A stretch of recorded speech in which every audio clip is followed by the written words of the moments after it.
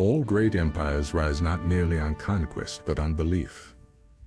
And when belief dies, the fall is inevitable. There is a reason why, after more than 1,500 years, we are still haunted by the fall of Rome.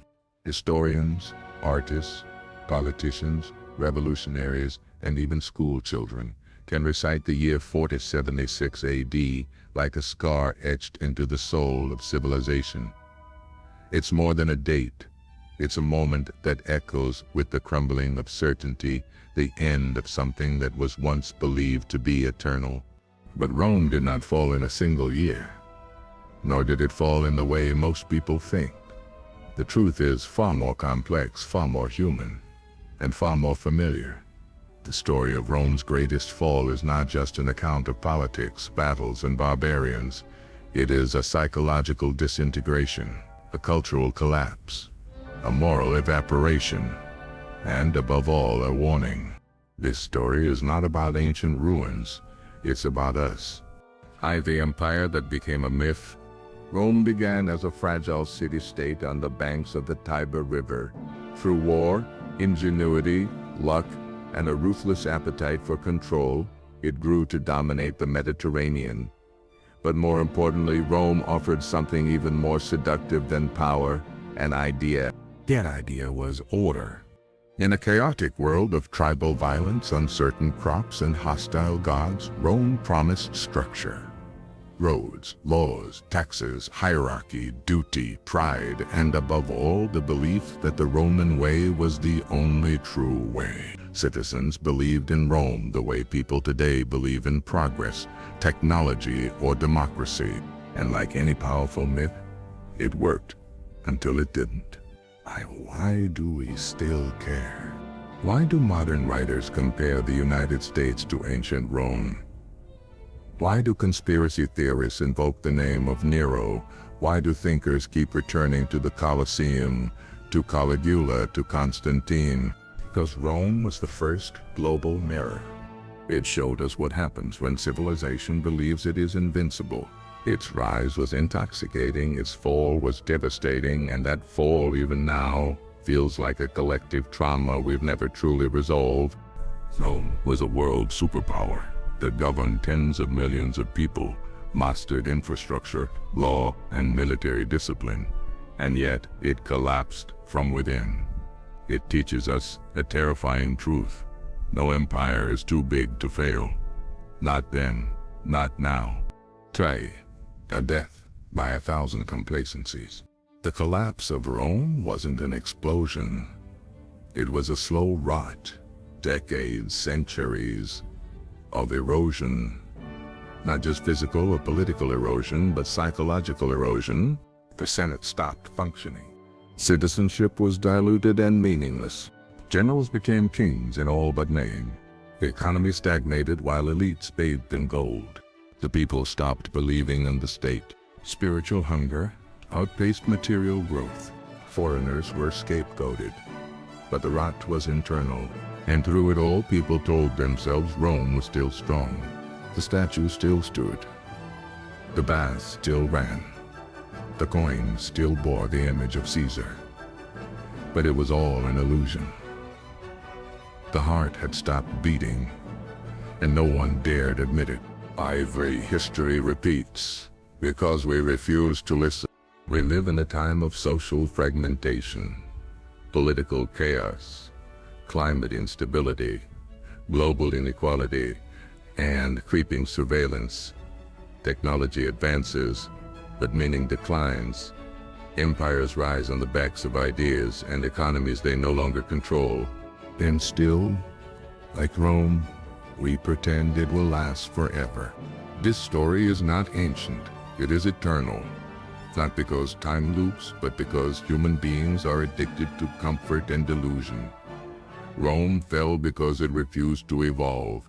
It believed its past glories could save it from present decay. And by the time it realized it was wrong, it was too late. What this series is really about. Over the next 30 parts, we will not just tell the story of Rome's fall. We will uncover its deeper patterns, how power centralizes, then collapses, how decadence blinds the elite, How fear replaces faith. How culture erodes before cities do. How people trade freedom for spectacle. How enemies are often less dangerous than friends. And we will show, again and again, that this is not just a Roman story. It is the story of every great civilization that has ever risen and fallen. It is our story. Why, the ghosts still speak. Walk through the ruins of the Forum and you can still feel it. The weight of something grand that no longer exists. A kind of echo, of ambition, of pride, of exhaustion. It is not just stone that remains. It is a warning carved into marble. You thought you were eternal, but you forgot what you were made of. Rome was not made of gods. It was made of people. Flawed, frightened, brilliant, corrupt, loyal, lazy, hungry, angry, tired people. Just like us. And just like us, they thought their empire would never end. Sether. Conclusion. The beginning or the end. The real question is not why did Rome fall? The real question is why do we keep repeating it? The fall of Rome still hurts because it reveals a truth we all try to bury. That no matter how high we climb, we are always capable of forgetting who we are. That behind every empire is a fragile heartbeat, and that when the silence finally comes, we are shocked to find it was never as strong as we believed.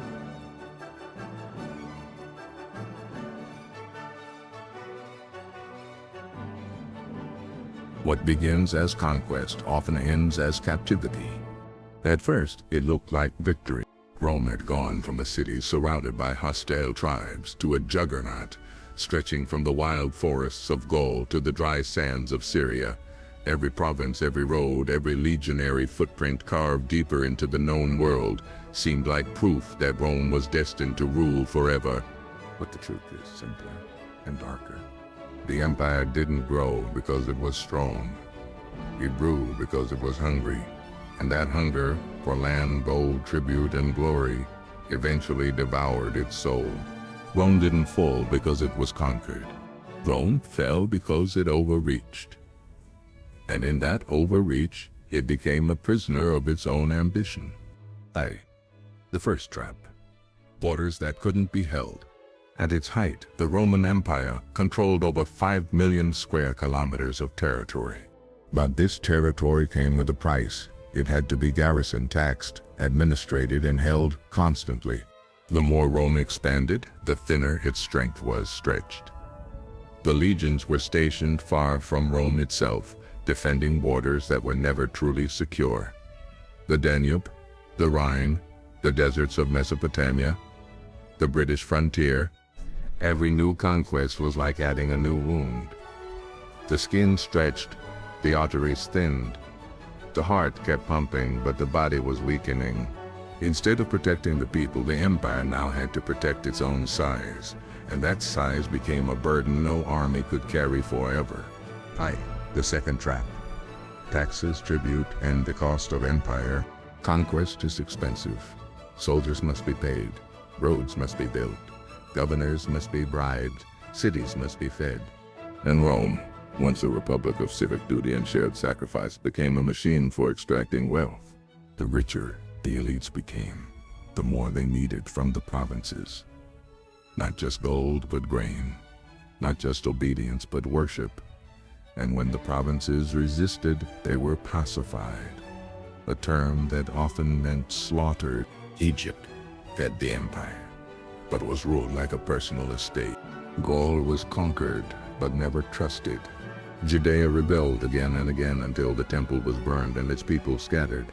What began as empire became occupation. What began as unity became a hierarchy. Rome was not one people. It was a pyramid. And at the top stood fewer and fewer who controlled more and more. The third trap. Enemies at the gates, and inside them. As Rome expanded, it came into contact with new peoples. Germanic tribes, Parthians, Dacians, Sarmatians, many of whom were fierce, proud, and unafraid of Roman titles. But Rome had a solution. It brought them in. Foreign kings were turned into clients. Their children were sent to Rome to be educated. indoctrinated, entire tribes were settled within Roman lands under promises of loyalty and food. Foreign mercenaries became regular parts of the Roman army. At first, it seemed smart. Then, it seemed desperate. Rome was no longer defending Roman values. It was defending borders with people who didn't care about Roman values at all. And when the time came, those very friends of Rome became the first to turn. "We did not invade your lands," one Gothic leader said. "We were invited, we were fed, and then we were betrayed." In trying to hold the empire together with foreign strength, Rome had unknowingly built its own internal enemy. Life, the fourth trap. Logistics over loyalty. An empire of Rome's size required perfect logistics. Grain ships, messenger lines, military roads, slave markets, tax records, local governors, all of it had to function daily in rhythm. But loyalty couldn't be forced to a ledger. In the outer provinces, Rome became a ghost. Local kings ruled in Caesar's name, but did as they pleased. Soldiers fought for gold, not honor.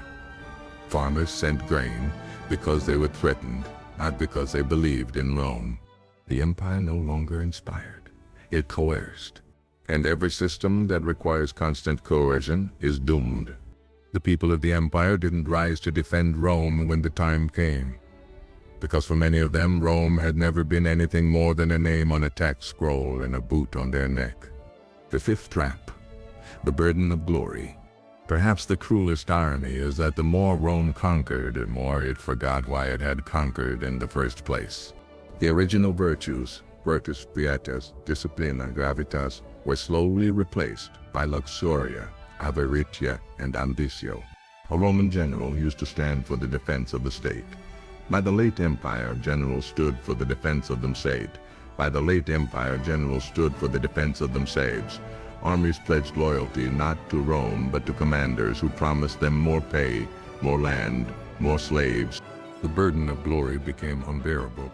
Every new victory demanded a monument, a triumph, a feast, a godlike reputation. And eventually the empire broke under the weight of its own inflated self-image. Diaz, expansion as suicide. History books talk about expansion as success, but real expansion is always a test of systems, of character, of belief. Rome failed all three. Its systems became bloated and corrupt. Its character decayed into indulgence and cruelty. And its belief in itself became arrogance. The empire became so big that no one could rule it. No one could fix it. No one even understood it anymore. What was once a shining republic became an abstract monster, vast, ancient, glorious, hollow. And yet, they kept going. The tragedy of Rome is not that it collapsed. The tragedy is that for centuries it pretended it wasn't collapsing. The signs were everywhere. Emperors assassinated by their guards. Civil wars every few decades. Economic crises and plagues.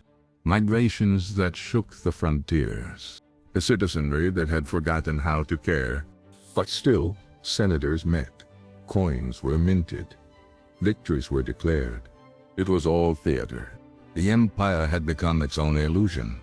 And inside that illusion, millions of people lived, suffered, obeyed, until it all fell away. 8.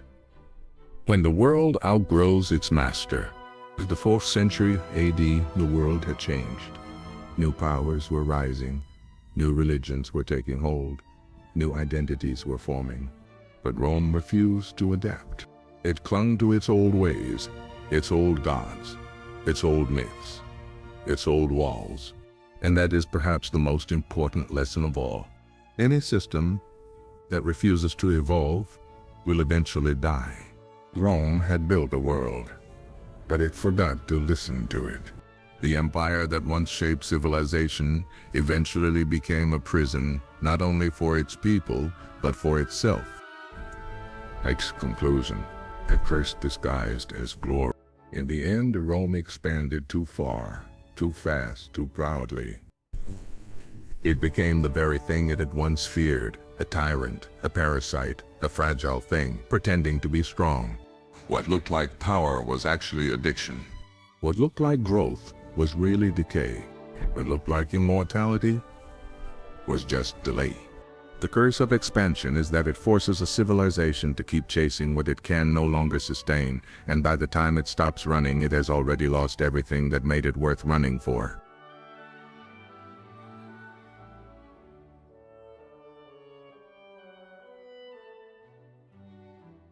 Every empire writes its own legend. The danger comes when it starts believing it. The collapse of Rome didn't begin with swords or plagues or traitors. It began with a story, not a lie, exactly, but a tale told so many times, repeated in so many forms, carved into so many temples and scrolls, that it became more than history. It became identity. It became doctrine. It became untouchable. Rome was not just a state. It was a story it told about itself. And when that story became more important than reality, everything began to rot from within. The foundation of a fiction. We begin with the twins, Romulus and Remus, abandoned by a river, suckled by a she-wolf, raised by shepherds. One kills the other. Rome is born. It is a beautiful story, clean, heroic, divine, and like most origin myths, almost certainly fabricated. The truth is murkier. Rome rose slowly, out of tribal alliances, merchant towns, Etruscan kings, and violent compromise. It wasn't birthed, it formed. But Rome needed a myth. Why? Because myths are useful. They hide blood behind glory. They turn conquest into fate. They turn accidents into destiny. So Romulus became the first king. The gods were made Roman. Even the wars were painted as defensive, even when they started them. The Republic didn't just write laws, it wrote history. Backdated, whitewashed, and polished until every citizen could recite it with pride. But when myth becomes memory, truth becomes threat. Republic or propaganda. The Roman Republic was built on the ideal of virtue, liberty, and shared power. But in practice, it was a system of exclusion, rigged elections, wealthy dynasties, and strategic violence. Senators talked of freedom while they enslaved provinces. Tribunes defended the people while being bought off by the elite. Dictators were appointed in emergencies and somehow never gave up their power. And yet the illusion held. Why? Because the narrative was stronger than the facts. The Senate was wise. The people were sovereign. The Republic was sacred. Except it wasn't. Rome was already dying when Caesar crossed the Rubicon. It just didn't know it yet. The divine emperor. When Augustus took power, he promised restoration. He brought peace, reformed taxes, restructured the army, and claimed to return power to the Senate. In reality, he did something far more profound. He rewrote the myth. Rome was no longer a republic of laws. It was now a divine machine, guided by destiny and embodied in one man, the emperor. He was not a king. Kings were bad. He was a princeps, a first among equals, a servant of Rome, but he was also the Pontifex Maximus, the commander of all legions, the one whose face was on every coin. The contradiction didn't matter. The people believed it, and so did the emperors who followed. The divine emperor became not a guardian of the myth, but its central figure. When the emperor was good, Rome was strong. When he was weak, Rome trembled. A story had replaced a state. The theater of power, Rome, became a play, a performance. Triumph through the streets, gladiators in the Colosseum, speeches in the Forum, declarations of eternal peace as legions marched to war. Everything was image. The emperor posed as the restorer of tradition while inventing new gods. The Senate passed laws they didn't write. The people cheered victories they didn't understand. It was no longer about what was true. It was about what could be believed. Truth became dangerous. History became curated. Memory became a weapon. And when Rome began to lose battles, the story changed. It wasn't a defeat. It was a noble setback. It wasn't rebellion. It was barbarian treachery. It wasn't corruption. It was the gods testing their chosen people. When belief outlives reality. Even as the empire fragmented, even as generals declared themselves emperors in Spain and Gaul, even as civil wars tore through the provinces, Rome kept telling the same story. Rome is eternal. That lie outlasted emperors, senators, and cities. It outlived facts. It outlived borders. It outlived the Republic. Eventually, no one knew what Rome truly was. A city? An empire? A religion? A symbol? It didn't matter anymore. The myth had consumed the meaning for years. Conclusion: the dangers of a beautiful lie. Rome invented itself. Then it believed the invention. Then it collapsed under it. Because when a civilization worships its myth more than its reality, it stops evolving. It stops questioning. It stops listening. It becomes a monument to its past. And monuments don't grow, they just crack.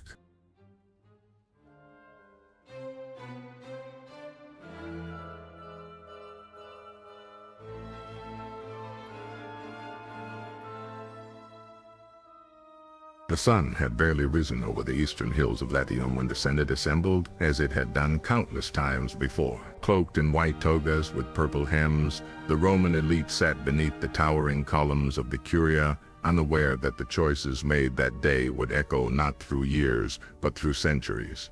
Rome was rising, but the seeds of its fall had already been planted in the very soil it claimed to rule. To understand the depth of Rome's eventual collapse, we must first revisit its earliest fracture, not one of swords and shields, but of trust. A betrust. A betrayal from within. The story of Rome's greatness has long been told as a tale of unity, of eternal loyalty between citizen and state.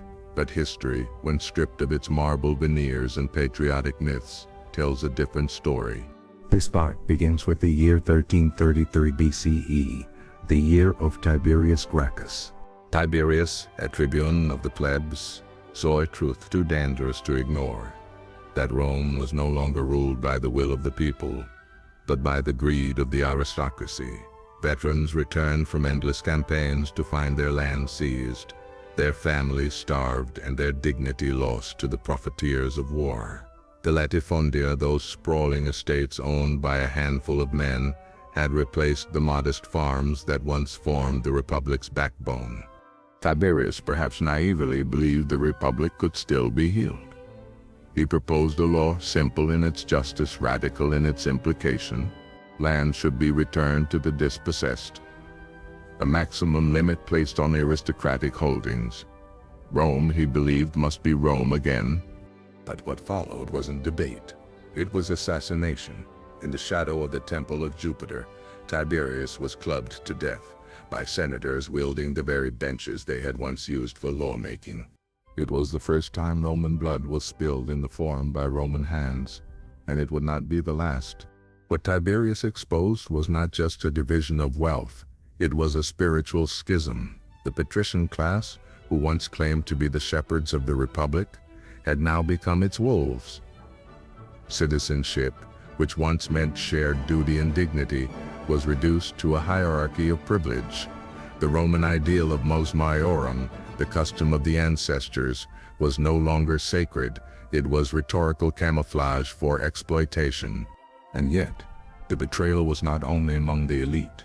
As Rome expanded, so too did the gap between those who called themselves Roman and those forced into that identity.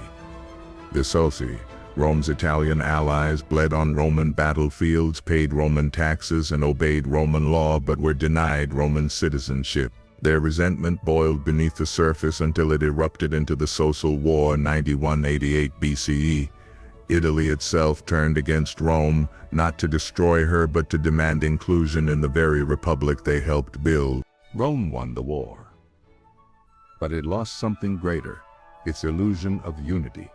The Senate granted citizenship, but only after devastation had scorched the countryside. It was a concession born of fear, not of virtue. A republic that once prided itself on loyalty now survived by calculation. Inclusion had become a weapon of control, not an act of justice. And while the republic patched its cracks with legal reforms and symbolic gestures, the deeper root remained. Power now belonged not to the people but to the generals. Enters Lucius Cornelius Sulla. Sulla, patrician turned dictator, marched on Rome not once, but twice. He tore up the constitution he had sworn to protect. He killed thousands of his fellow Romans in purges disguised as justice. The prescriptions, official kill lists, turned the city into a hunting ground. Property was seized, families erased, and still the Senate acquiesced. For what is a Senate when the sword rules the law?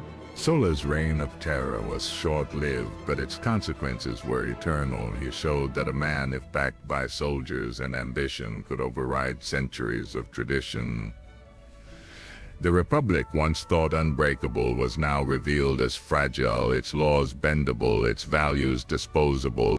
This was the first great betrayal. Not of emperors or foreign foes, but of the Republic by its own guardians, a betrayal that taught future strongmen like Caesar, Octavian, and later emperors that Rome did not need to be protected, it could be possessed. And the people, they had learned to survive betrayal by accepting it.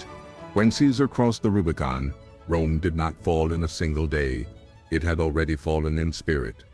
What began in 1330 BCE with the murder of a man trying to restore justice ended a century later with the birth of empire. And in that century, Rome shed its republican skin for imperial armor, never truly realizing the cost. For the real fall of Rome, the first and deepest fall was not military defeat. It was the moment Romans stopped believing in their republic and began trading liberty for security, citizenship for silence, and justice for spectacle. This fall cannot be seen in ruins. It lives in memory, in the silence that followed each betrayal, in the applause that replaced protest, in the ease with which a republic became a machine of conquest, and later collapse. Rome's greatest fall did not come from the outside. It came from within.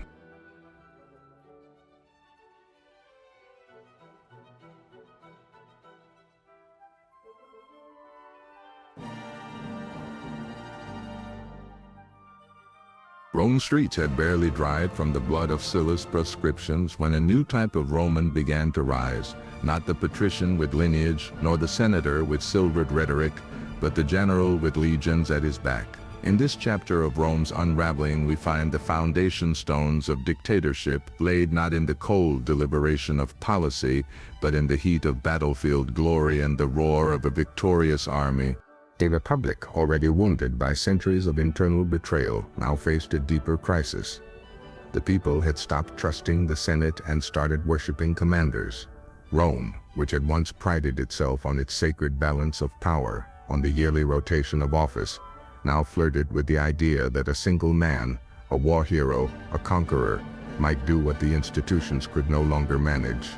That man at first was Gnaeus Pompeius Magnus. Pompey the Great. Though born into a provincial family, Pompey had made himself a legend.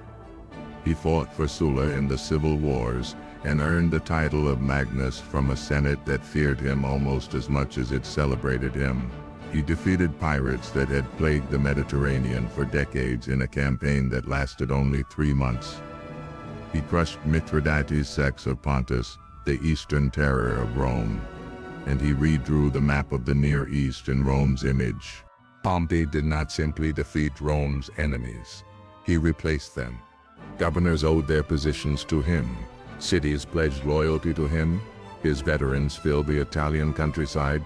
The Senate, attempting to leash him, instead found themselves dragged behind him. Yet, even Pompey, despite his ambitions, still sought legitimacy. He wanted to be Rome's favored son, not its conqueror. But then came Julius Caesar. Unlike Pompey, Caesar understood that the Republic was no longer sacred. It was exhausted, corrupted, staggering under its own contradictions. Caesar, born to a noble yet bankrupt family, cultivated an image of the people's champion. Through lavish games, sweeping debts, and oratorical brilliance, he became beloved. But it was in Gaul that he transformed into a god. The Gallic Wars were not just military campaigns, they were theater. They were Caesar's answer to Pompey. With every tribe subdued, every chieftain paraded, every letter sent back to Rome for publication, Caesar rewrote what it meant to be Roman. Power no longer came from the people, it came from applause. In 10 years, Caesar subdued an area stretching from the English Channel to the Rhine.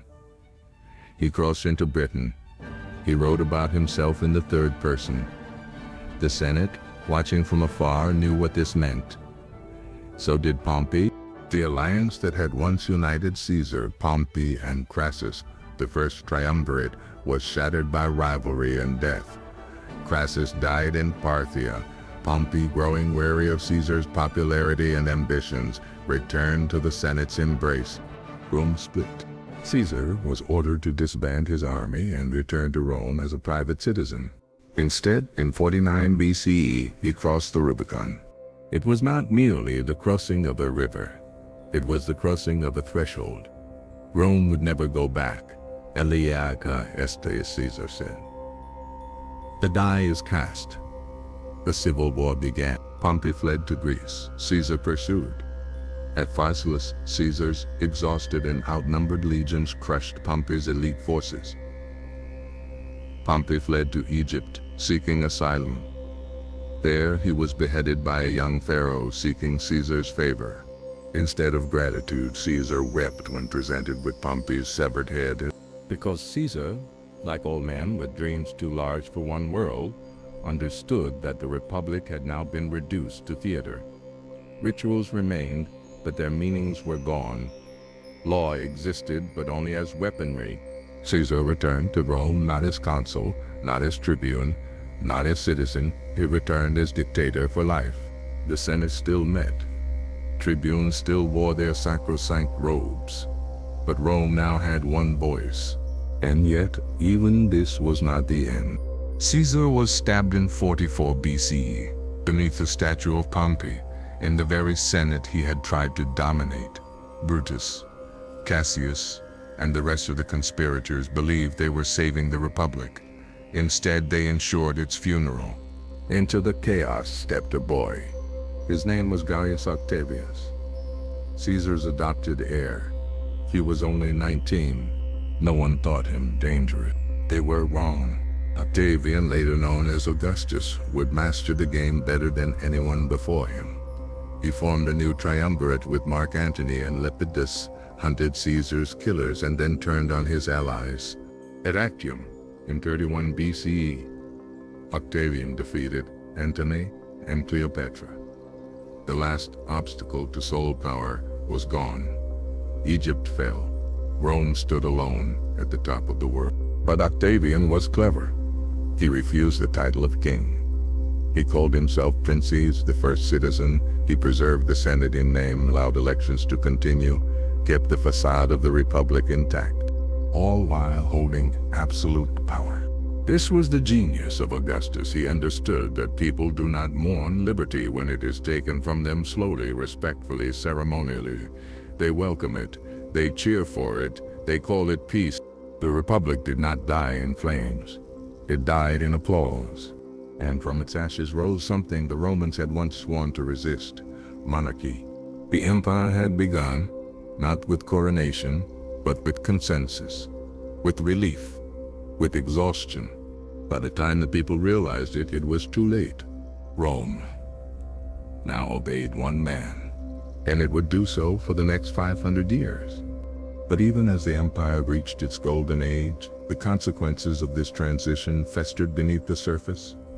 An empire that gave everything to one man would in time suffer everything for one man's failure.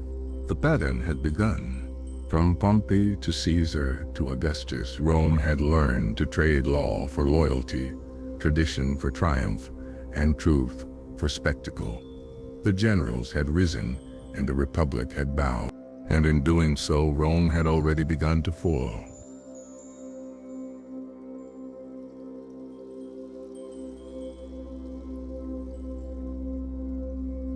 At first glance, the Roman Empire under Augustus and his successors looked like the answer to every crisis of the Republic.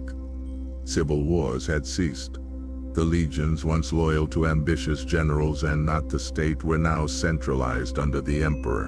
The provinces were rich, the seas secure, and trade flourished across a world bound together by Roman law, Roman roads, and Roman coinage. This was the Pax Romana, the Roman peace.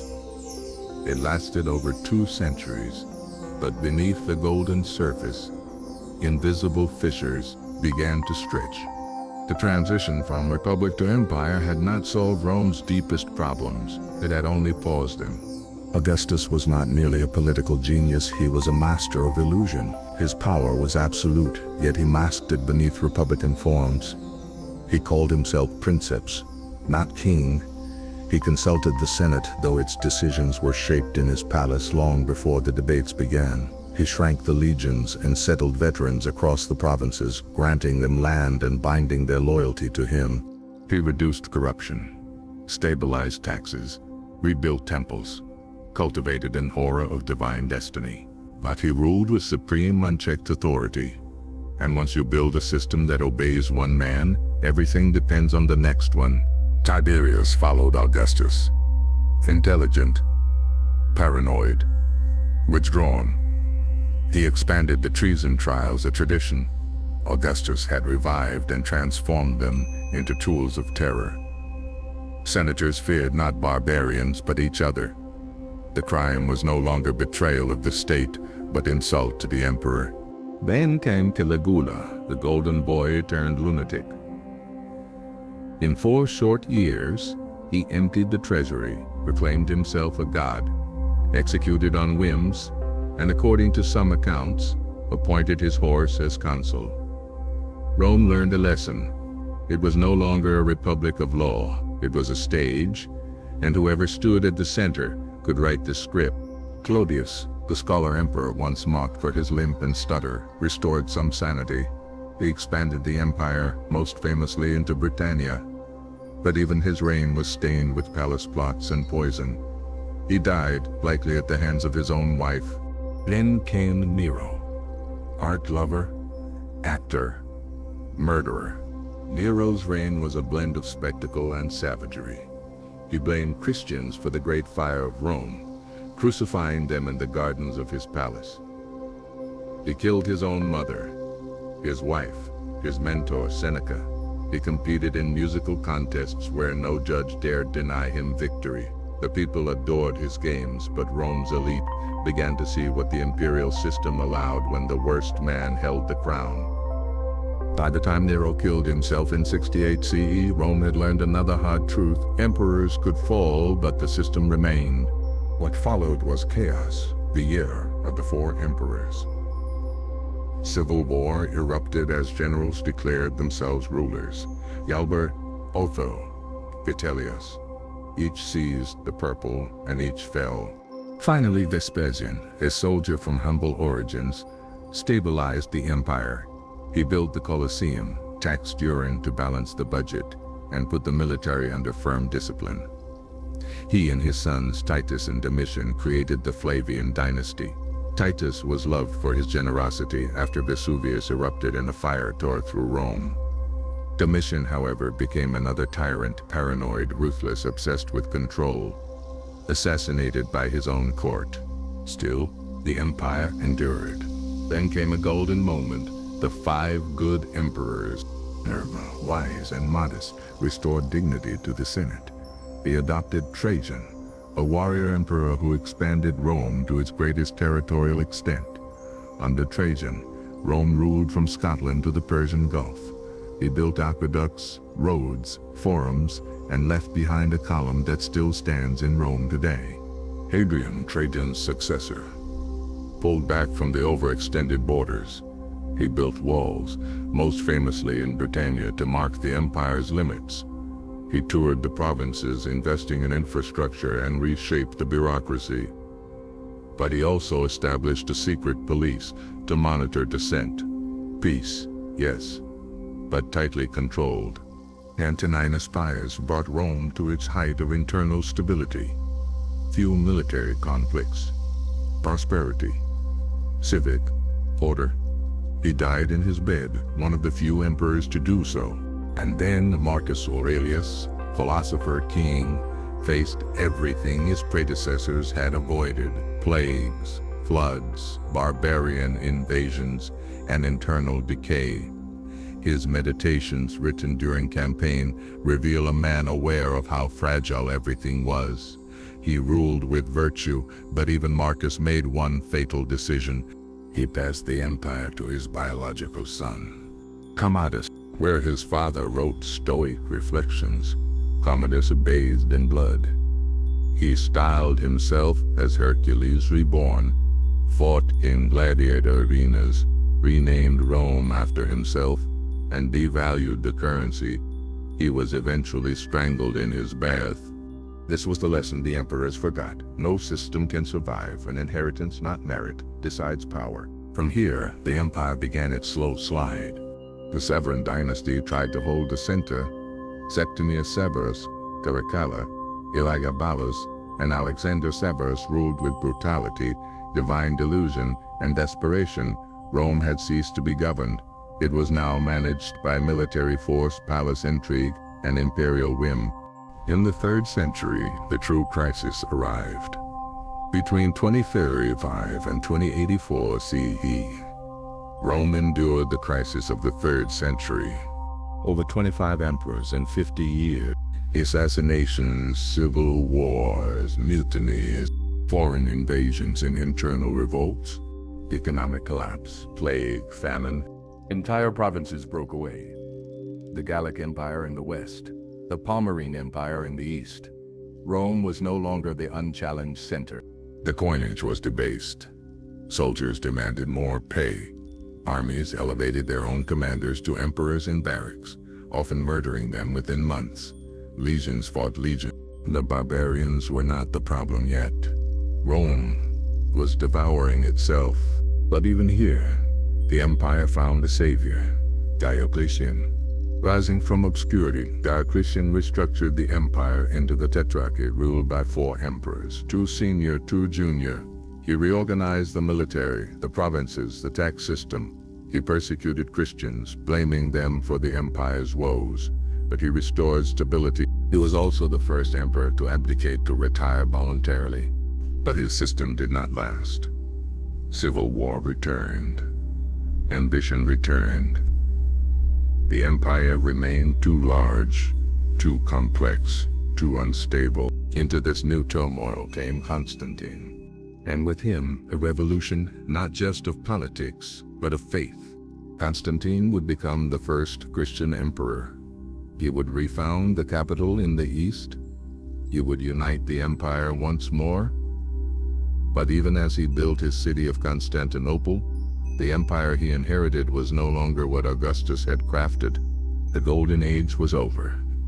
The storm had returned, because for all its grandeur, the empire had grown too large to hold, too reliant on emperors, too fragile to endure the worst of them.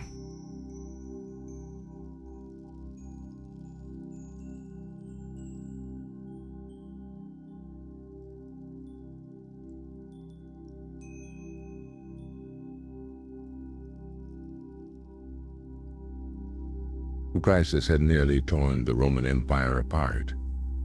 Invasions, assassinations, and economic ruin had splintered the once invincible state into warring fragments. But amid the chaos, a single figure emerged, more than an emperor. He was a visionary, a warrior, a manipulator, and a symbol of everything the new empire would become: Constantine the Great. When Constantine took power in the early 4th century CE, Rome was battered, divided, and unsure of its future. His rise would mark a turning point in world history, politically, religiously, and philosophically. Under Constantine, the Roman Empire would not only survive, it would reinvent itself, but not without cost. His reign began in blood. The Tetrarchy, Diocletian's experiment in shared rule, had failed. Civil war returned. Constantine was proclaimed emperor by his troops after the death of his father Constantius in 306 CE. What followed was years of brutal conflict. Constantine would fight rivals like Maxentius, Licinius, and other pretenders to seize control of the entire Roman world. Then came the Battle of the Milvian Bridge. It was here, on the banks of the Tiber, that Constantine claimed to have seen a vision. A cross of light in the sky, bearing the words, "In hoc signo vinces," "In this sign you will conquer."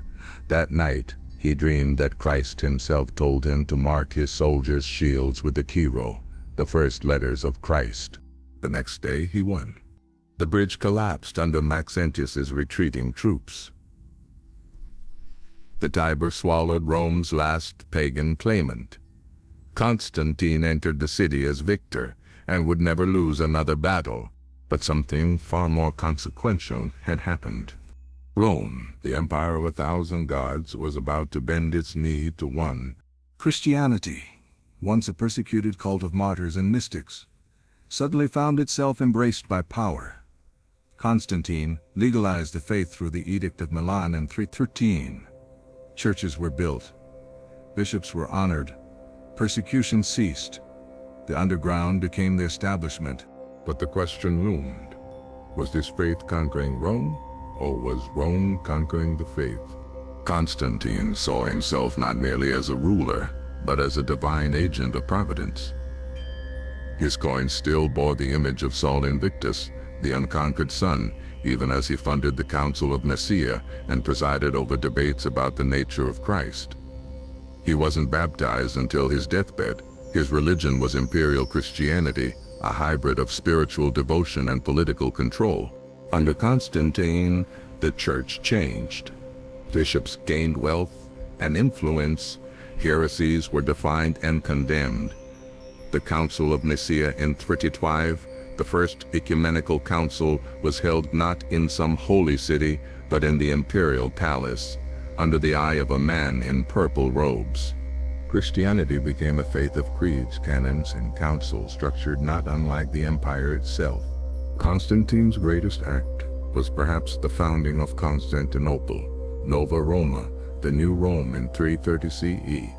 Built on the ancient city of Byzantium, it was a gleaming Christian capital on the Bosporus straddling east and west. It had palaces, churches, and forums. It had walls that would stand for 1,000 years. With Constantinople, the empire had a new spiritual and political center.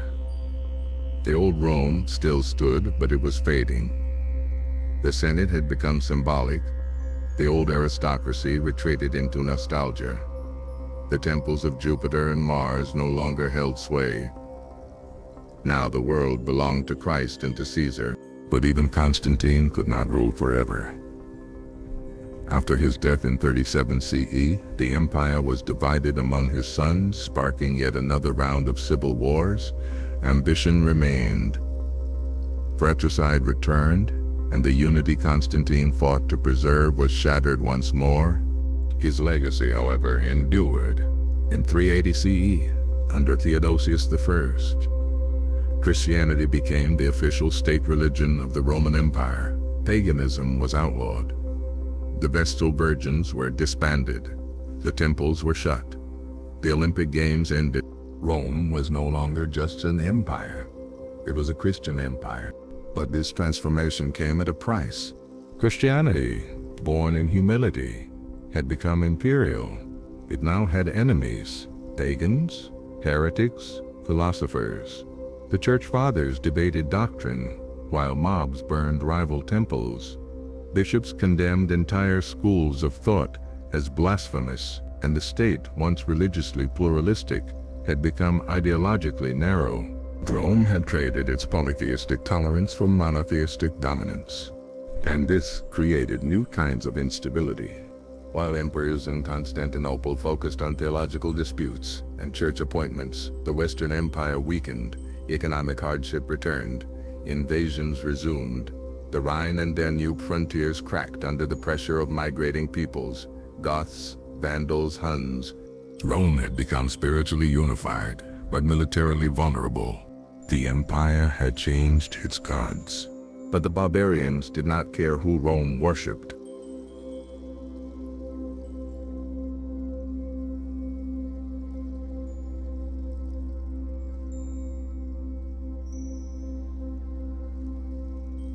It had stood for over 800 years, the eternal city, capital of the world, unshaken by Carthage, Gaul, or Parthia. Its roads stretched like arteries through a vast empire. Its walls had withstood rebellion, betrayal, and civil war. And yet, in the year 410 CE, Rome fell to a man the Romans once called a barbarian. His name was Alaric, a Visigoth, a former Roman general, a Christian, but not the right kind, and the reminder that the great empire had not just external enemies, it had failed its own allies. But how did it come to this? To understand that infamous moment when the Visigoths entered Rome, we must look back at decades of decay. The empire had split east and west. The eastern half, ruled from Constantinople, was wealthier and more stable. The western half was bleeding out, weak emperors, corrupt generals, and constant civil wars. Rome had enemies at the borders, but worse still, there was no unity within. The emperors relied increasingly on barbarian foederati, mercenary allies recruited from Gothic, Frankish, or Hunnic tribes. These were not citizens. They fought for gold, land, and promises that were rarely kept. One of these warriors was Alaric. Originally serving the Roman army under Theodosius I, Alaric fought to protect the empire. But when Theodosius died in 3095 and his sons Arcadius and Honorius inherited east and west, chaos followed. Alaric, left unpaid and disrespected, rebelled. He sought land for his people, he sought honor, he sought justice. Rome gave him none of these, so he marched across the Balkans into Italy. His first attempt at Rome in 401 was repelled. But Rome was already showing signs of weakness. The general Stilicho, a half-barbarian himself, held the line for years, but was eventually executed by the very emperor he served. That was the breaking point. The Western court, based in Ravenna, was paranoid, isolated, and delusional. Rome itself was no longer even the capital, but it remained the beating heart of Roman identity, and Alaric knew this. He laid siege in 408, then again in 409. The city, starved, broke down into famine and fear. And then, in August of 410, the unthinkable happened. A gate was opened. Perhaps by slaves, perhaps by bribes. The Visigoths entered the eternal city, and Rome, for the first time in 8 centuries, was sacked. Alaric did not burn everything. He respected churches. He allowed some order, but the psychological blow was apocalyptic. Pagan philosophers saw it as proof that abandoning the old gods had doomed the city. Christians called it divine punishment for sin. Others just wept. Saint Jerome, living in Bethlehem, wrote, "The city which had taken the whole world was itself taken." Rome's fall shattered the illusion of Roman invincibility.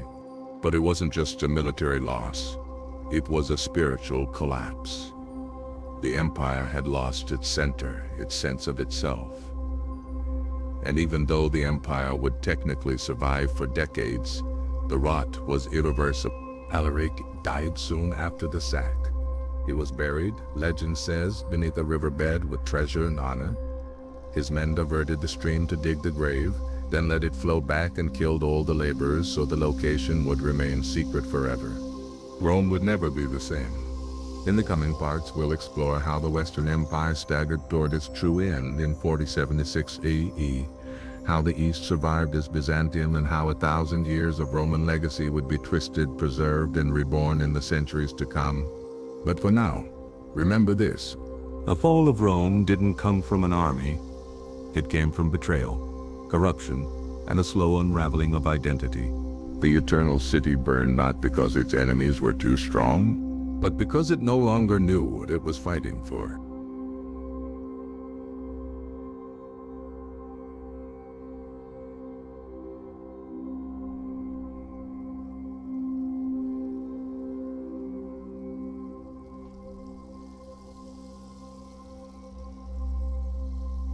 If Rome sank in 410 was the death of its pride, then the year 476 was the quiet funeral of its body.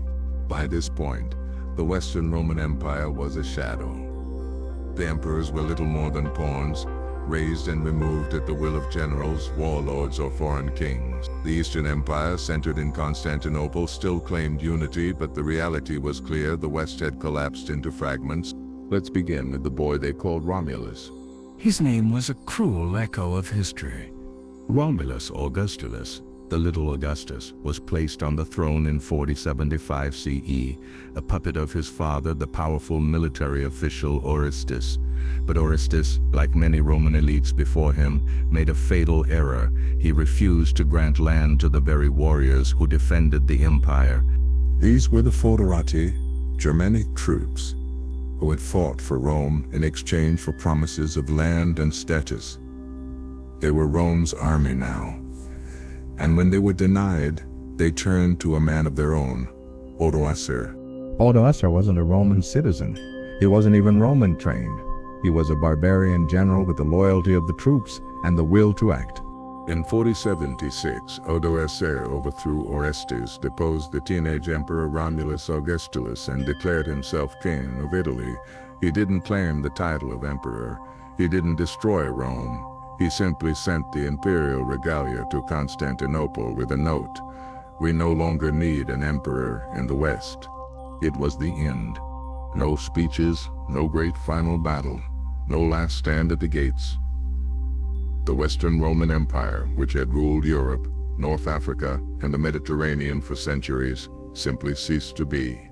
But was it really that simple? Some historians argue 4076 was a formality. The empire had already died, economically, politically, spiritually. Rome's decline was so prolonged that the people no longer recognized the empire as theirs. The borders had blurred, the loyalty had faded. Still, there was symbolism. The last emperor bore the name of Rome's legendary founder, and the man who ended the empire was a foreign-born soldier, once dismissed as an outsider. That contrast says everything. The West didn't fall because of external invasion. It fell because the internal structure had decayed. There was no leadership, no shared purpose. Emperors had become jokes, often teenagers with no power. Real control lay in the hands of generals, mercenaries, or provincial kings. Meanwhile, the Eastern Empire, the Byzantine world, watched on. They offered no help. In truth, they had already written off the West. But something strange happened after the fall. Odoacer ruled wisely. He kept much of the Roman administration intact. He respected the Senate. The roads remained. Trade resumed. The people adapted. Rome fell, but life went on. This is the paradox. The empire collapsed, but the world didn't end. Farmers still sowed. Merchants still traded. Priests still prayed. The fall of the empire didn't mean the fall of civilization. But the Roman identity, that proud sense of unity and purpose, was gone. And something darker was on the horizon. Because while Odoacer ruled Italy in relative peace, a new storm was brewing in the east, a king even more ruthless than Alaric, a nation hungrier than the Visigoths. The Ostrogoths were coming. And so, the lands of the empire, once unified by law and culture, would soon become battlefields for competing warlords, each claiming a piece of Roman glory, each eroding the dream that once bound millions. In the next part, we'll explore the Gothic kingdoms, the survival of Roman law in the midst of barbarian rule, and how the so-called Dark Ages weren't as dark as they seemed, but also how they were nothing like the Rome that once was. The eagle had lost its wings, but its shadow lingered still.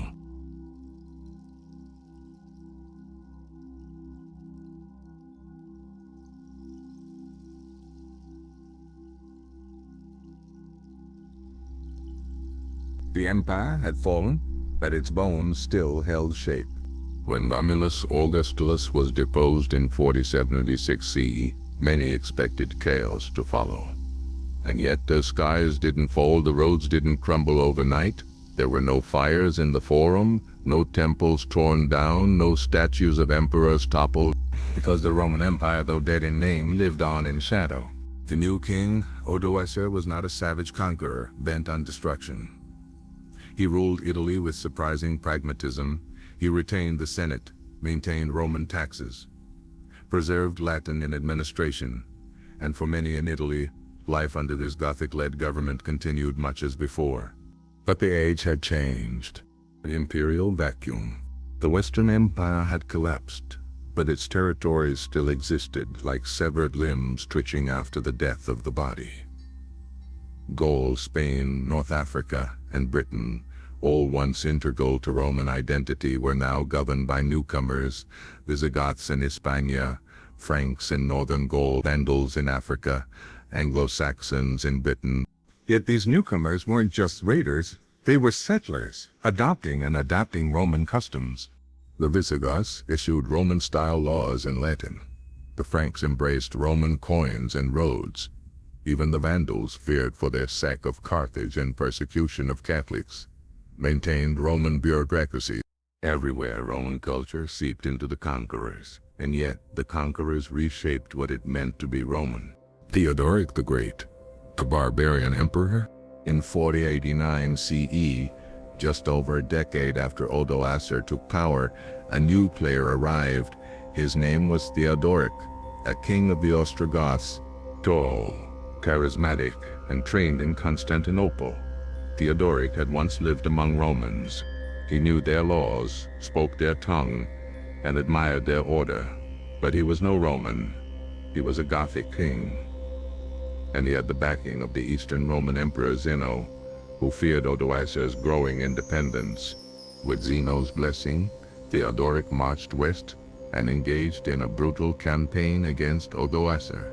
After years of fighting, he finally captured Ravenna and invited Odoacer to a banquet to negotiate peace. There, Theodoric murdered him with his own hands. It was a brutal end, but what followed was a golden dusk. Theodoric didn't raise the old Roman world. He revived it.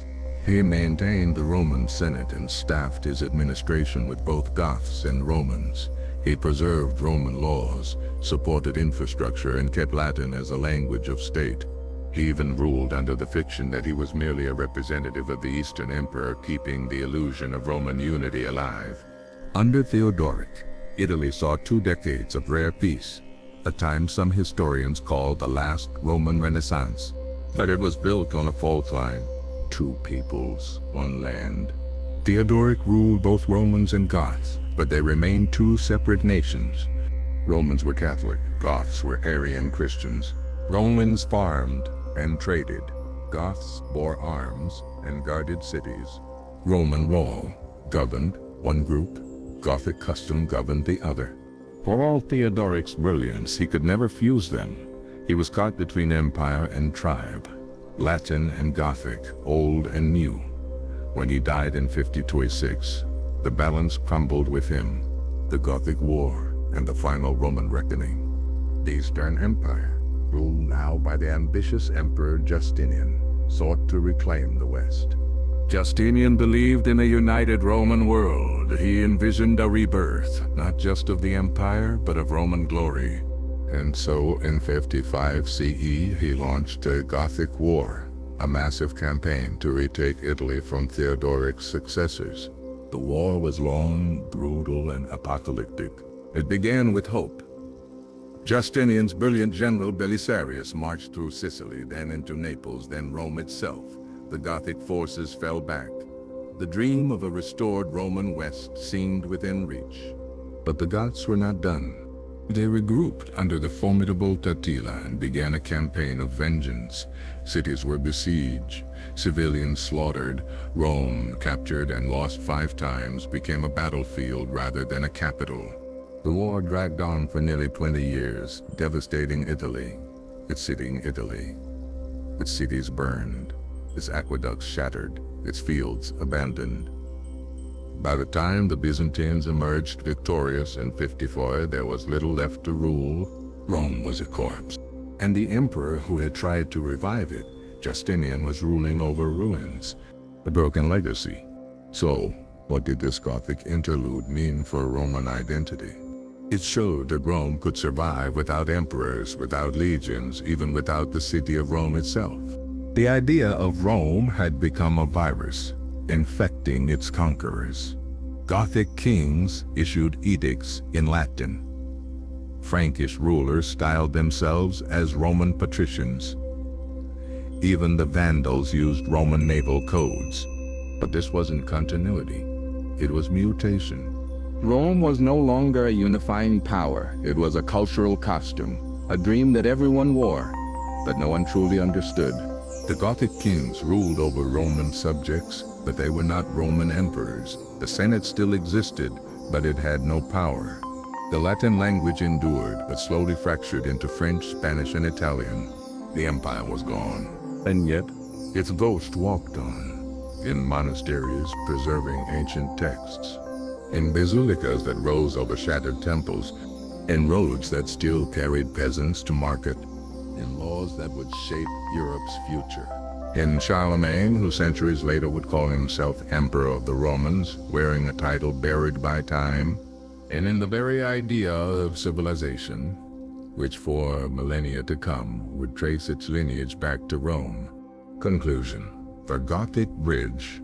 The Gothic kingdoms didn't destroy Rome. I were the bridge between worlds, the caretakers of a crumbling order, the midwives of a new Europe. They couldn't restore the empire, but they couldn't escape it either. They were Romans and not Romans, barbarians with Caesar's dreams. And in their struggle we glimpsed the deeper truth of Rome's fall.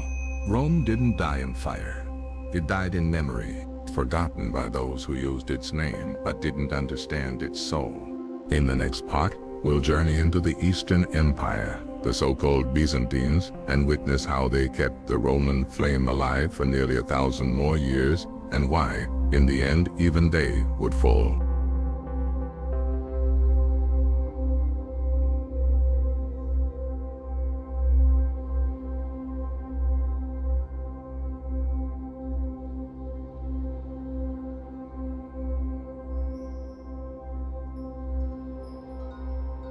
Rome had fallen in the West, but in the East, it still breathed.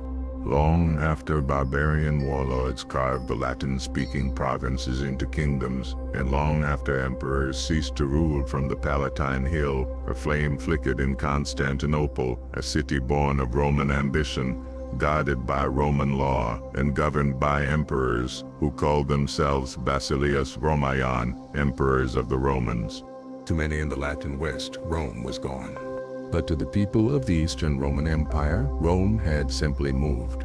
Constantinople, the new Rome, built by Constantine the Great in the 4th century, Constantinople quickly became more than an imperial capital. It became a symbol. Strategically nestled between Europe and Asia, it held control of the Bosporus Strait, guarded by mighty Theodosian walls and stocked with imperial treasures. It became the greatest fortress in the ancient world. And unlike the Rome of the West, which fell to internal rot and external invasion, Constantinople endured for 1,000 more years. This wasn't just a lucky accident. It was the result of foresight, adaptation, and iron will. The Byzantine identity. Romans reimagined. We call them Byzantines today. But they never used that name. They were Romans, descendants of Augustus, heirs to Caesar. But their culture had changed. Greek replaced Latin. Orthodox Christianity replaced Roman paganism. Gold mosaics and domed churches replaced marble temples. Their empire became more Eastern, more Christian, more mystical. And yet, they still saw themselves as the true Roman Empire, custodians of its law, its order, and its majesty. Justinian and the dream of restoration. No one embodied this vision more than Justinian the Great. In the 6th century, he launched the most ambitious attempt to restore the Roman Empire ever undertaken. He reformed the legal code, producing the Corpus Juris Civilis, a foundation for modern law. He commissioned the Hagia Sophia, still one of the most breathtaking architectural feats in history. And, most dramatically, he sent his generals Belisarius and Narses to reclaim the West. They conquered Italy, parts of North Africa, and even Spain. For a moment it looked as though the Roman Empire might truly rise again. But dreams come at a price. His wars left the empire exhausted. A devastating plague wiped out millions, and his reconquests, though glorious, couldn't be sustained. By the century's end, most of the West had slipped away again, and new enemies were gathering. The Islamic storm and the transformation of Rome. In the 7th century, a new force exploded out of Arabia, Islam. The Arab conquests were swift and devastating. Syria, Palestine, Egypt, and North Africa, once key Roman provinces, were conquered in a few decades. The empire lost its breadbasket, its wealth, its influence. But it did not die. The Byzantines adapted. They created the theme system, turning provinces into military districts. They developed Greek fire, a terrifying weapon that protected their navy, and they leaned hard into faith, defining themselves more and more as God's chosen empire. The empire became leaner, tougher, and more fanatically Christian. It was no longer a Roman Empire of marble columns and polytheistic debate. It was now a medieval Orthodox empire of monasteries, mosaics, and hymns, still Roman but transfigured. The iconoclast crisis and internal turmoil. But survival didn't mean peace. See, Byzantium was torn by theological warfare as much as by military invasion. In the 8th century, emperors began smashing religious icons, believing their veneration was idolatry. The iconoclast controversy tore society apart. Monasteries were burned, priests mutilated, families divided. It was a civil war of belief, and it weakened the empire deeply. Eventually, icons were restored, and orthodoxy triumphed. But the scars remained, and the empire, though still defiant, was bleeding from within. The Macedonian Renaissance. In the 9th and 10th centuries, Byzantium experienced a remarkable revival. The Macedonian dynasty brought military victories, cultural flourishing, and legal reform. Classical Greek texts were preserved and recopied. Art and architecture blossomed. Byzantine missionaries spread Christianity to the Slavs, creating the Cyrillic alphabet and laying the foundation for Russian Orthodoxy. For a time, the empire looked strong again. But enemies never stopped knocking. The Crusades and the Latin betrayal. Ironically, the blow that would begin the death spiral of Byzantium came not from Muslims or Persians, but from fellow Christians. In 1204, during the Fourth Crusade, a Western army diverted from its mission to Jerusalem and instead sacked Constantinople. It was one of the darkest days in Christian history. The sacred relics were stolen, churches looted, women violated. Even the Hagia Sophia was desecrated. The city burned, and the Roman Empire, its very heart, was gutted. A Latin kingdom was set up in its place. Though the Byzantines would eventually retake the city in 1261, the damage was irreparable. The empire was a ghost of its former self. The long goodbye. For 2 more centuries, Byzantium limped on, surviving through diplomacy, marriages, and sheer stubbornness. But the noose was tightening. To the east, a new power had arisen, the Ottoman Turks, led by sultans with ambition and cannon. City after city fell, and finally in 1453, Sultan Mehmed II surrounded Constantinople with his army. The final emperor, Constantine XI, stood atop the city walls, sword in hand. On May 29, the Ottomans breached the walls. Constantine fought to the end. When the sun rose, the city was Ottoman, and Rome had finally fallen. Legacy.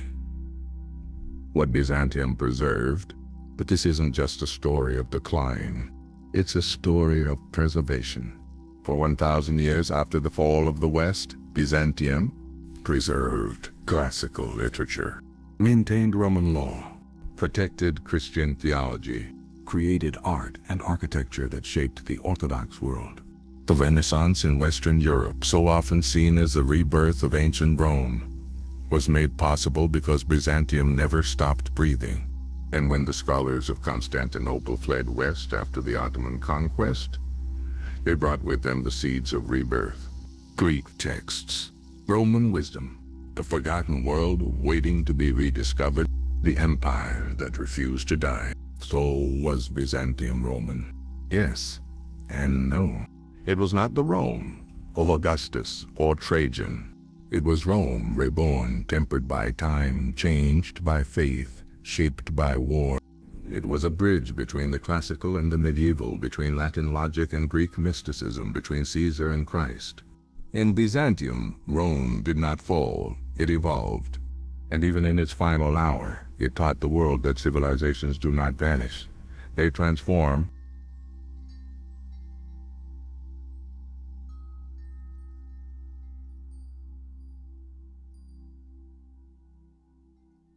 When Rome fell, it didn't vanish, it migrated. Not in armies, not in marble, but in blood. In this part, we journey through a rarely told story.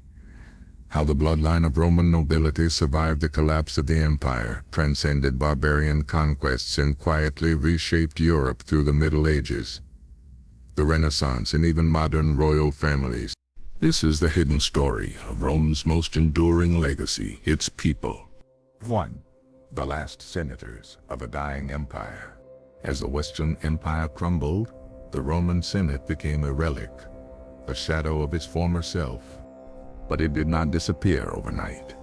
In cities like Rome and Ravenna, old aristocratic families, the Anici, the Simaci, the Danici, continued to hold power as the empire faltered. They married into rising Christian elites and, when necessary, into the barbarian dynasties that conquered Rome. They knew the empire was dying, so they adapted. They gave bishops their sons. They gave generals their daughters. They preserved their names in ecclesiastical robes and feudal scrolls. The fall of the empire was not the end of their influence. It was a change of costume. 2. The senators who became saints. Some Roman nobles turned to the church, not as a retreat, but as a new throne. Take Boethius, the last great Roman philosopher. The senator, under Theodoric the Ostrogoth, he wrote The Consolation of Philosophy while awaiting execution. His sons became bishops. His lineage continued in the church.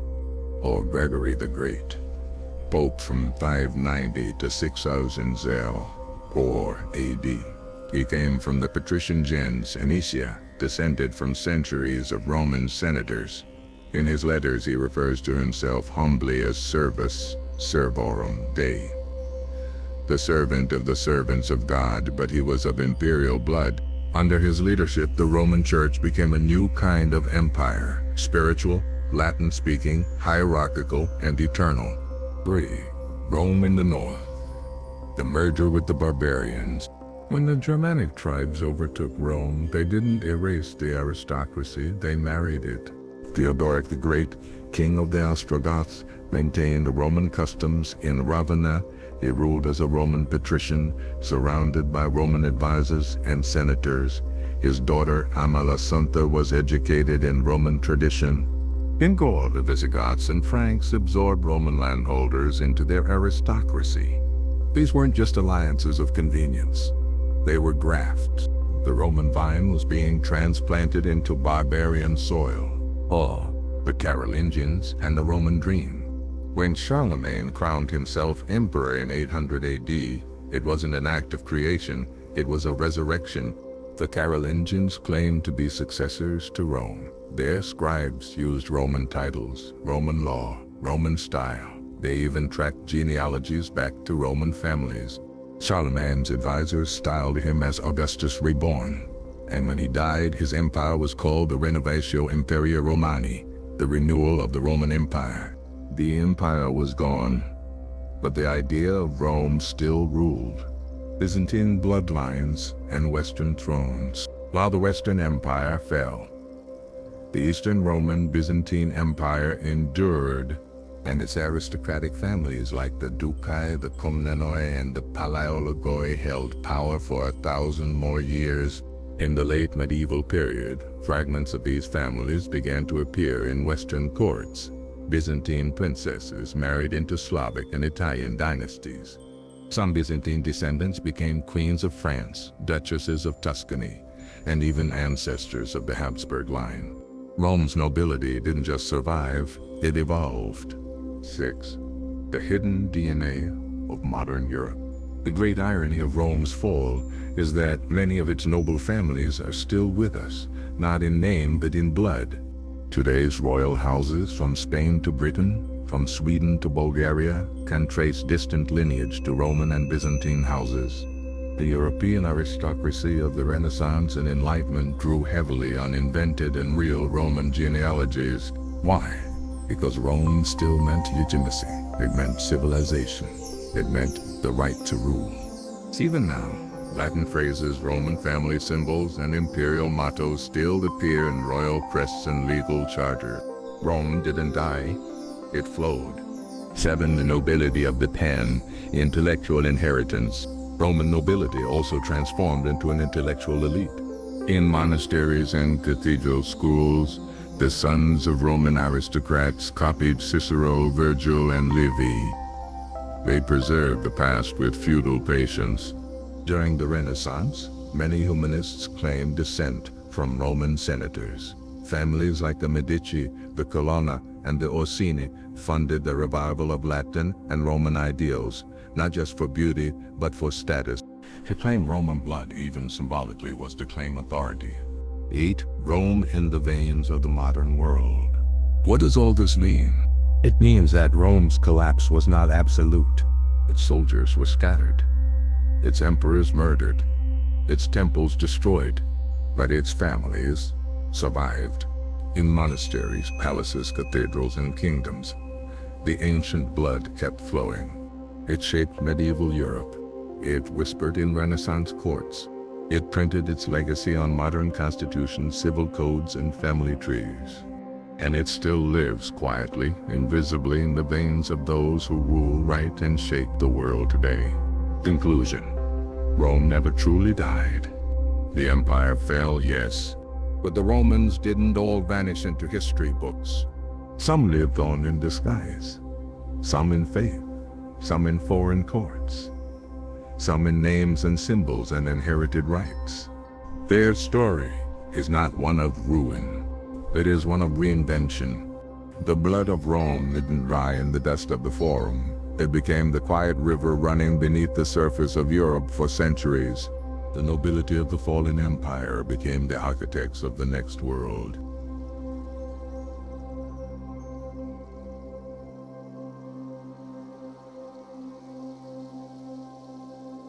When Rome's legions crumbled, when emperors became exiles and senators became bishops, there was one thing they left behind that proved more enduring than walls or armies: Roman law. In this chapter, we explore how the legal tradition of Rome outlived the empire itself, becoming the hidden engine of medieval rule, Renaissance order, and modern governance. This is the story of how an idea survived the fall of an empire and rebuilt the world. The seeds of jurisprudence. Roman law began humbly as the 12 tables scratched onto wooden tablets in the Forum around 450 BCE. But over time, it evolved into a vast legal tradition: the ius civilis civil law, the ius gentium law of nations, and the ius naturale natural law. Through the Republic and Empire, Rome refined a legal machine built on principle, precedent, and power. It governed contracts, marriage, commerce, war, property, and justice. It was wielded by magistrates and debated by jurists. It was the software of the Roman system. And when the hardware collapsed, the law endured. The Eastern Resurrection, Justinian's Code. In the 6th century, long after the Western Empire fell, Emperor Justinian I of Byzantium launched a monumental project to codify and preserve Roman law. His legal scholars, led by Tribonian, gathered the enormous and chaotic mass of Roman statutes, imperial edicts, juristic writings, and judicial opinions, and turned it into the Corpus Juris Civilis. 4 books, 1 legal system, a purified Roman code. This was more than preservation, it was transformation. Justinian's code would outlive the Byzantines. It would become the foundation of modern legal civilization, the medieval legal awakening. In the chaos of post-Roman Europe, tribal laws governed much of life. Frankish, Visigothic, Lombard, and Saxon codes replaced Latin order with ethnic rule. But Rome's law never vanished entirely. By the 11th century, scholars in Italy, especially in Bologna, rediscovered Justinian's code. They studied, interpreted, and taught it in universities. The glossators and later the commentators turned Roman law into a living tradition again. Law students across Europe studied Latin legal texts. Kings and bishops hired jurists trained in Roman method. Courts adopted Roman terminology, contractus delictum, testamentum. The result, a shared legal grammar across Europe, even in places that had never been part of the empire. Canon law, Rome through the Church. The Catholic Church, too, absorbed the Roman legal tradition. Canon law. The legal system of the Church was profoundly influenced by Roman jurisprudence. Bishops issued decrees. Councils enacted canons. Popes sent out bulls. All were written in Latin. All were steeped in the methods of Roman law. The Decretum Gratiani, compiled in the 12th century, became the legal handbook of the Church. It combined biblical law, conciliar decisions, and Roman legal principles into a new ecclesiastical order.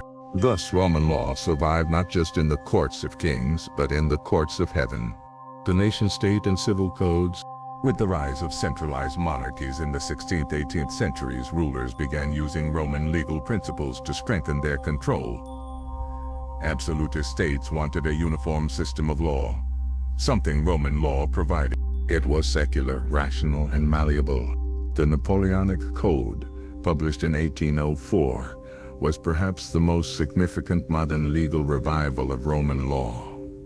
Drafted under Napoleon Bonaparte, it combined Roman law with revolutionary ideals. It spread across Europe and beyond: Belgium, the Netherlands, Italy, Spain, Latin America, parts of Africa.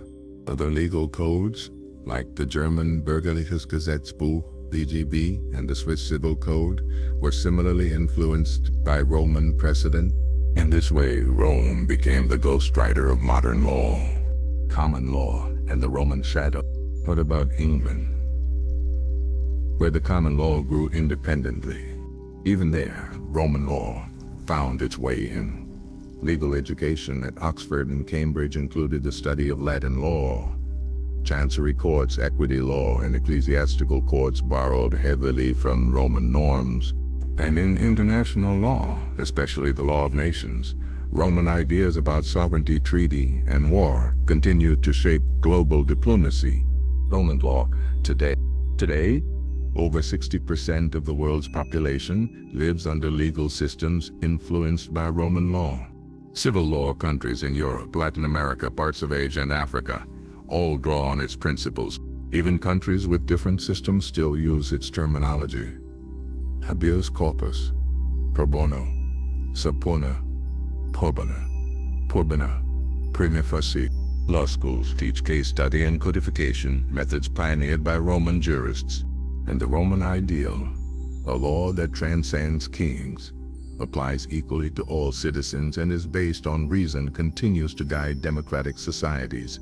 Conclusion: the law that outlived the empire. Rome fell. Its walls were torn down, its emperors humiliated, its temples ruined.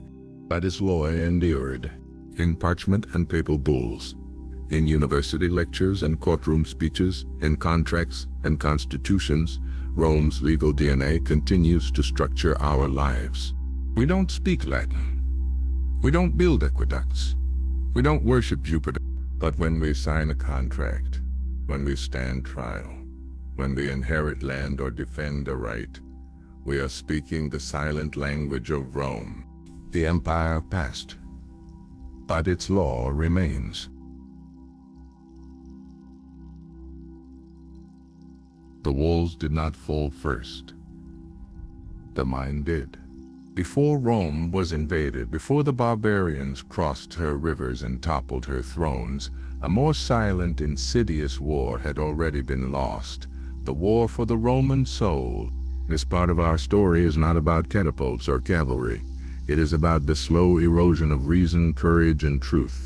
It's the tale of how one of the greatest civilizations in human history collapsed not just from external invasion, but because it abandoned the intellectual discipline and spiritual resilience that once made it invincible. 1. From republic to spectacle. In the early days of the Republic, Rome valued virtue, strength, integrity. The Roman citizen was expected to think critically, debate openly, and serve with honor. But by the time of the late Empire, something had changed. The Senate became a puppet show. The people no longer engaged with ideas. They sought bread in circuses. The great orators were gone. In their place were flatterers, propagandists, and sycophants. Where once Cicero warned of tyranny through eloquence, now that very eloquence was used to hide corruption, disguise decay, and sell lies. Truth was no longer revered. It was marketable. 2. The death of philosophy. Rome once inherited and expanded upon the philosophical legacies of Greece. Stoics walked her streets. Platonists debated in her academies. Law and logic guided her institutions. But by the 4th century, intellectual inquiry was viewed with suspicion. Philosophy was gradually replaced by dogma. Independent thought, nuance, and self-examination gave way to absolutism and slogan. The mind was no longer a sword, it was a burden. And those who dared to challenge authority were dismissed as heretics, traitors, or fools. The philosopher had become dangerous, not because of what he said, but because of what he represented, the freedom to question. 3. The rise of soft totalitarianism. Rome did not fall into tyranny with a bang. It slid into it quietly. Freedom of speech wasn't outlawed overnight. It was mocked, shamed, censored in the name of safety, unity, and peace. People stopped speaking their minds, not because they were imprisoned, but because they were afraid of exclusion, humiliation, and ruin. Careers ended not for crimes, but for words. Conformity became the highest virtue, and slowly fear replaced courage. The people learned to live by lies, because truth was too expensive. 4. Entertainment over education. As public discourse degraded, Rome became obsessed with distraction. Colosseums, chariot races, gladiator battles, endless festivals. The state poured resources into spectacle, while schools withered. The public no longer learned to think, but to cheer. The population became addicted to dopamine, not discipline. Knowledge was no longer pursued. It was replaced with noise. The result? An empire of adults with the emotional resilience of children, unable to confront hard truths, vulnerable to every charlatan and tyrant who promised pleasure. 5. The weaponization of religion. When Christianity became the official religion of the empire, it brought new hope, but it also brought new dangers. Faith replaced philosophy. The church, which began as a haven for the persecuted, became the persecutor. Competing ideas were outlawed. Books were burned, temples closed. Ancient knowledge was labeled pagan and destroyed. The empire was not secularized, it was indoctrinated. The Roman mind, once open and expansive, became rigid. Fear of damnation replaced curiosity. And Rome, the civilization that once tolerated every god, now tolerated only one way to think. 6. The collapse of masculine virtue. Rome's strength had always come from its virtues: courage, self-sacrifice, honor, and duty. These were no longer taught. Boys were raised in luxury, not hardship. Men were trained to obey, not lead. Masculinity was no longer admired, it was pathologized. Soldiers became weak. Politicians became cowards. Fathers became absent. The stoic, rational, resilient Roman man, the very backbone of the Republic, was replaced by a compliant, comfortable, fearful shadow. And when the storm came, there was no one left to stand against it. 7. The new barbarians, not outside but within. The word barbarian once described tribes beyond Rome's borders. But in her final centuries, the real barbarians were inside the gates. They were men in robes who destroyed libraries. They were politicians who spoke of unity while hoarding gold. They were citizens who betrayed their neighbors to save their comforts. These were not foreign invaders. These were Romans. Romans who had forgotten what it meant to be Roman. 8. When memory dies, civilizations die. The final collapse of the Roman mind came with the loss of historical memory. The youth no longer studied Livy Tacitus or Sallust. They no longer knew how their freedoms were earned or how they could be lost. Without memory, they became malleable. When a civilization forgets its past, it can be led anywhere, even into slavery. 9 lessons for our time. What destroyed Rome was not just Visigoths and Vandals. It was intellectual laziness, moral cowardice, the triumph of entertainment over education, the sacrifice of truth for comfort, the willingness of citizens to stop thinking. We are told Rome fell because of external enemies. But the greatest enemy of Rome was Rome herself. And so, if we are to learn from her fall, we must first look not outward but inward. Because every civilization stands or falls first in the minds of its people. And if we are not vigilant, we too may forget how to think. And when that happens, we won't need invaders. We will collapse all by ourselves. Empires don't just fall in battle. They crumble when their wealth becomes a lie. In this part of our series, we uncover one of the most devastating and least understood collapses of Rome, the implosion of its economy. An empire once flush with gold, grain, and glory became hollow, unable to feed its people, pay its soldiers, or sustain the illusion of stability. This is the story of how currency was debased, trade routes collapsed, inflation soared, and Rome's wealth became dust in its own hands. And how, as always, it was the common citizen who suffered first and the most. 1. The currency collapsed. Rome's power had always rested on the strength of its money. The denarius, a silver coin, was trusted across the empire. It financed legions, funded roads, and facilitated trade from Syria to Spain. But as war costs increased and imperial appetites grew, Rome began to debase its currency. The silver content of the denarius dropped from 95% pure in the early Republic to less than 5% by the 3rd century CE. Coins that once held intrinsic value became little more than metal tokens of state propaganda. And as the value of money fell, prices soared. Bread, oil, wine, everything became more expensive, not because there was more wealth, but because there was less meaning in the money. 2. The inflation spiral. What happens when a coin loses trust? Rome tried to fix the problem by minting more coins. More coins meant more spending power on paper. In reality, it meant hyperinflation. A loaf of bread that cost 2 denarii now cost 200. Soldiers demanded higher pay.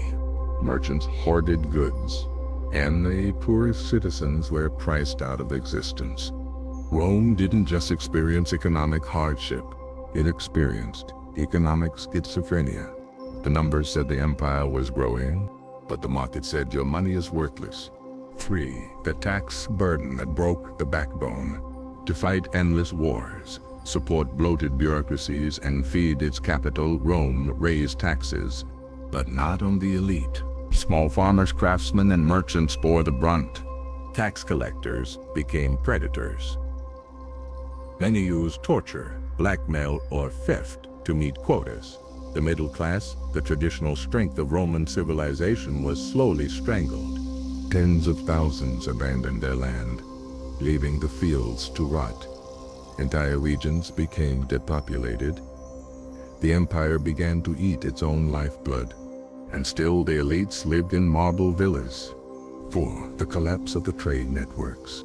For centuries, Rome thrived on its global trade routes, bringing silk from China, spices from India, gold from Africa, and grain from Egypt. But as internal instability rose and borders became unsafe, trade routes began to break down. Pirates returned to the seas. Brigands haunted the roads. Caravans vanished in deserts. The cities that relied on imported food began to starve.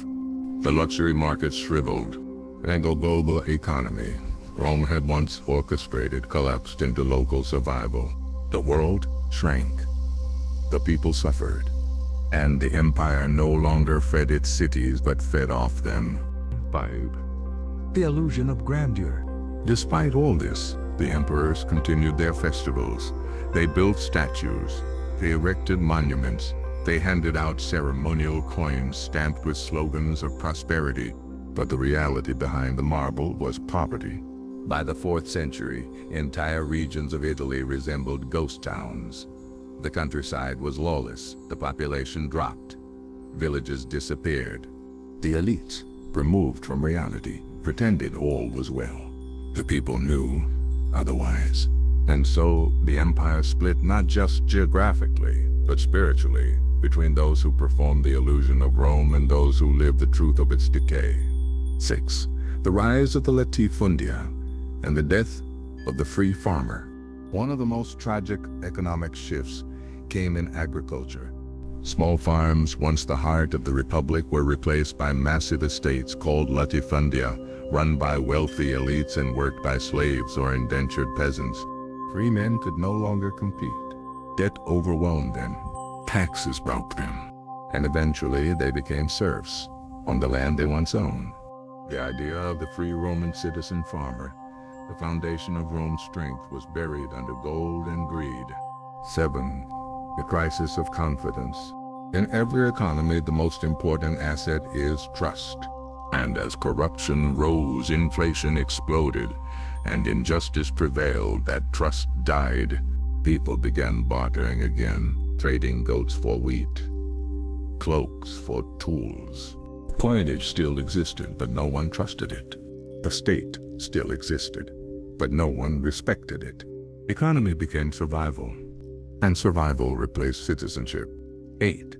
When money becomes myth, Rome didn't run out of coins. It ran out of meaning. A gold coin is not wealth unless it buys bread. A tax system is not just unless it supports the people. An empire is not rich unless its citizens are.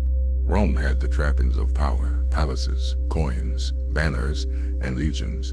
But these were just symbols propped on an empty economy. The true wealth of a civilization is not in its treasuries. It is in its people, their skills, their freedom, and their hope. When that was gone, Rome was gone. Right? Echoes of empire. But you must ask, what makes wealth real? Is it the number in your bank account?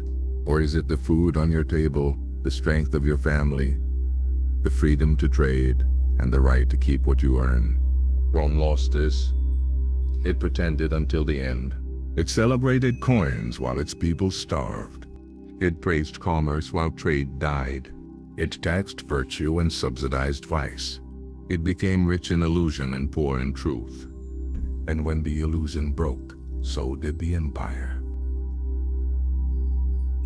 Rome was once a machine of abundance, with aqueducts gushing, granaries full, and trade ships gliding into bustling harbors.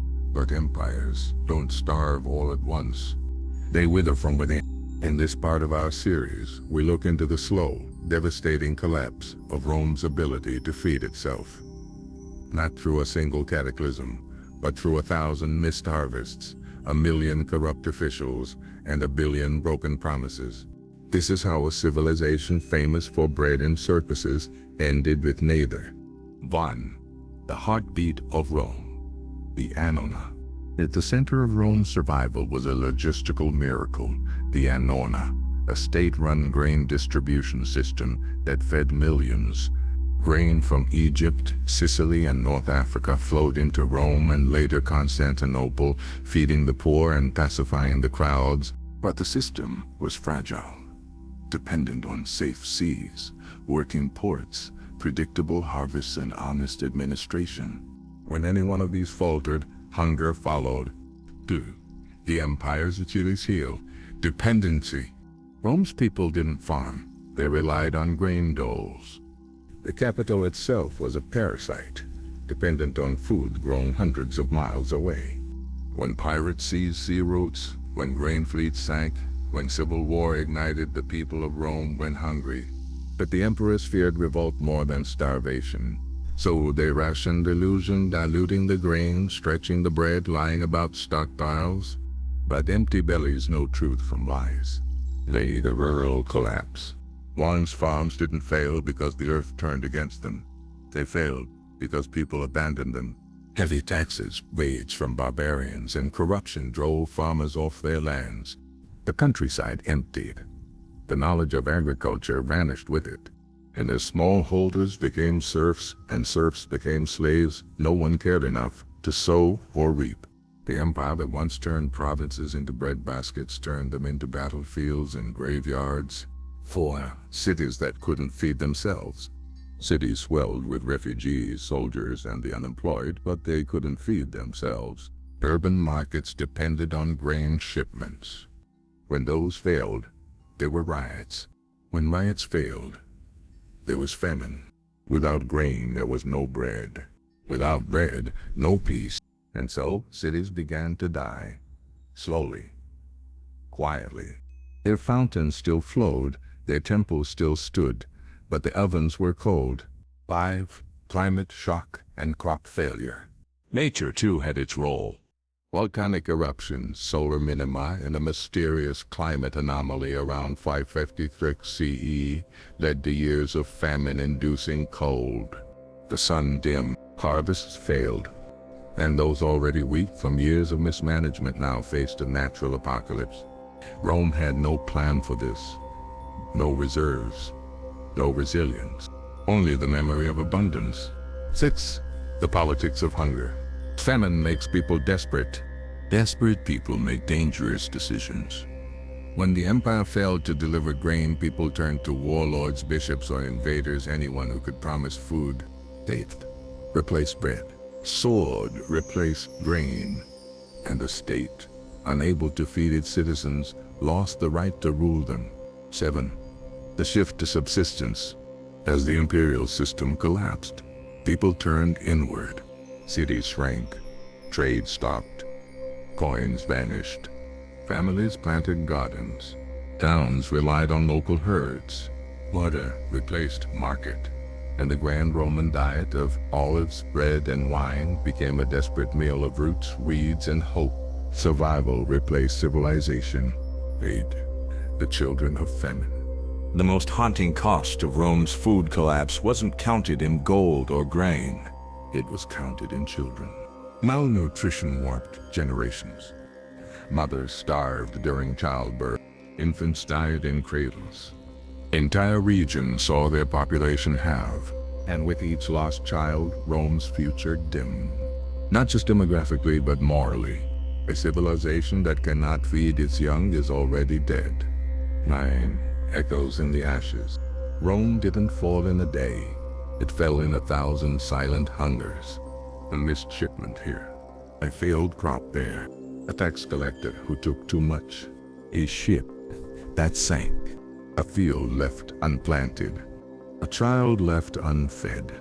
This was the real famine. Not just of food, but of foresight, compassion, and competence. And so, the empire that once fed millions could no longer feed itself. When Rome fell, it left a vacuum. Not just of power, but of meaning. People asked, why did the greatest empire in the world collapse? Some blamed sin. Some blamed foreigners. Others looked to the stars. In this part, we follow how Rome's end became a beginning. Not of a new state, but of new stories. Because in the silence of fallen cities and empty forums, myth rushed in. The world had ended. To those living through the collapse, the invasions, the plagues, the starvation, it felt like the end of everything. And when the world ends, people don't just mourn. They search for meaning. Just as the Greeks told myths of Atlantis and the Hebrews of the flood, So did late Romans begin to spin tales of a fallen golden age. Rome, once eternal, had become a tragedy, and people needed a reason to sin and the wrath of God. As Christianity spread and replaced the old gods, a powerful narrative took hold. Rome had fallen because it had sinned. Paganism, corruption, pride. These weren't just flaws. They were divine provocations. And so bishops, monks, and preachers offered a new explanation. Rome fell because God willed it. Rome wasn't betrayed by generals or barbarians. It had betrayed itself, and God had passed judgment. This idea would reshape European thought for 1,000 years. 3. The prophets and their visions. The fall of empires always gives rise to prophets. In post-Roman lands, wild-eyed mystics spoke of visions, of apocalypses, of rebirth. Some claimed the Antichrist had come. Others said a new Jerusalem would rise. From the Sibylline oracles to early Christian apocalyptic writings, a new mythology emerged. Rome had to fall so that something greater could rise. 4. The invention of the Dark Ages. Later writers, especially during the Renaissance, created the term Dark Ages to describe the centuries after Rome. But this was itself a myth. Yes, there was loss. Yes, there was decline. But there was also transformation. The myth of darkness served a purpose. It made Rome's past seem brighter and nobler, cleaner. And it let new regimes claim they were restoring lost greatness. 5. The barbarian noble savage. Another myth emerged. The barbarian liberator. Goths, Vandals, Franks, once hated, were recast as misunderstood heroes. Their kings became founders. Their migrations became sacred journeys. And in their genealogies they claimed descent from Rome itself or even Troy, because even the destroyers of empire wanted legitimacy. And myth gave it to them. 6. Augustine's eternal city. St. Augustine, writing as Rome burned, gave the world one of its most enduring myths, the city of God. He argued that earthly empires rise and fall, but God's kingdom is eternal. Rome's collapse then was not a disaster, but a transition. A new world was dawning, a spiritual one. And so Augustine turned tragedy into hope, and empire into metaphor. 7. The return of the emperor. Among the ruins, people whispered of a savior, a last Roman emperor, a Constantine reborn. Legend spoke of a king who would rise, defeat evil, and restore glory. In Byzantine apocalyptic texts and Carolingian visions, even in Arthurian myths, Rome would return, not in bricks or legions, but in hearts and crowns. 8. The myth of Rome as idea. Rome. The city had fallen. Rome, the state, had died. But Rome, the idea, lived on. In the papacy, in the Holy Roman Empire, in law, language, architecture. Each new power, whether the Franks, the Germans, or the Church, claimed they were the true heirs. Because in myth, Rome never really fell. It only transformed. 9. The birth of Europe. In Rome's ashes, Europe was born. But it was not just built with swords. It was built with stories. Stories of martyrdom and miracles, of punishment and providence, of loss and redemption. Rome became the canvas on which a new world was painted. And in every cathedral stone, every royal seal, every holy text, the myth of Rome endured. The Roman Empire fell, but its spirit endured not in emperors or armies, but in the robes of bishops, the pages of scripture, and the flickering candlelight of sacred halls. In this part we follow how Christianity absorbed the Roman world and became its unlikely heir. Not just a faith, but a structure. Not just salvation, but administration. Not just the cross, but the crown. From persecuted to powerful. In its first centuries, Christianity was hunted, crucified, burned, fed to lions. But something strange happened in the empire that tried to destroy it. Christianity survived, and then it thrived. By the time of Constantine, the cross was no longer a criminal's mark. It was a symbol of legitimacy. 3013 AD, the Edict of Milan ended persecution. By the end of the 4th century, Christianity was the official religion of the Roman Empire. The hunted had become the ruler, to Constantine's gamble. The first Christian emperor, Constantine the Great, saw religion not just as belief, but as glue. The empire was fracturing, and he saw the church as something that could unite it. So he gave the bishops power. He gave the clergy money. He built churches with imperial wealth. And in doing so, he tied the fate of Christianity to that of Rome itself. 3. The Christianization of Rome. With emperors now Christian, the empire began to change. Temples were closed, pagan rituals banned, Christian festivals declared state holidays. But more than that, the church began to inherit the machinery of empire. Tax collection, legal arbitration, public works. Bishops became civic leaders. The Pope became a power broker. Rome was becoming a church. The Romanization of Christianity. But the exchange was not one-sided. As much as the church changed Rome, Rome changed the church.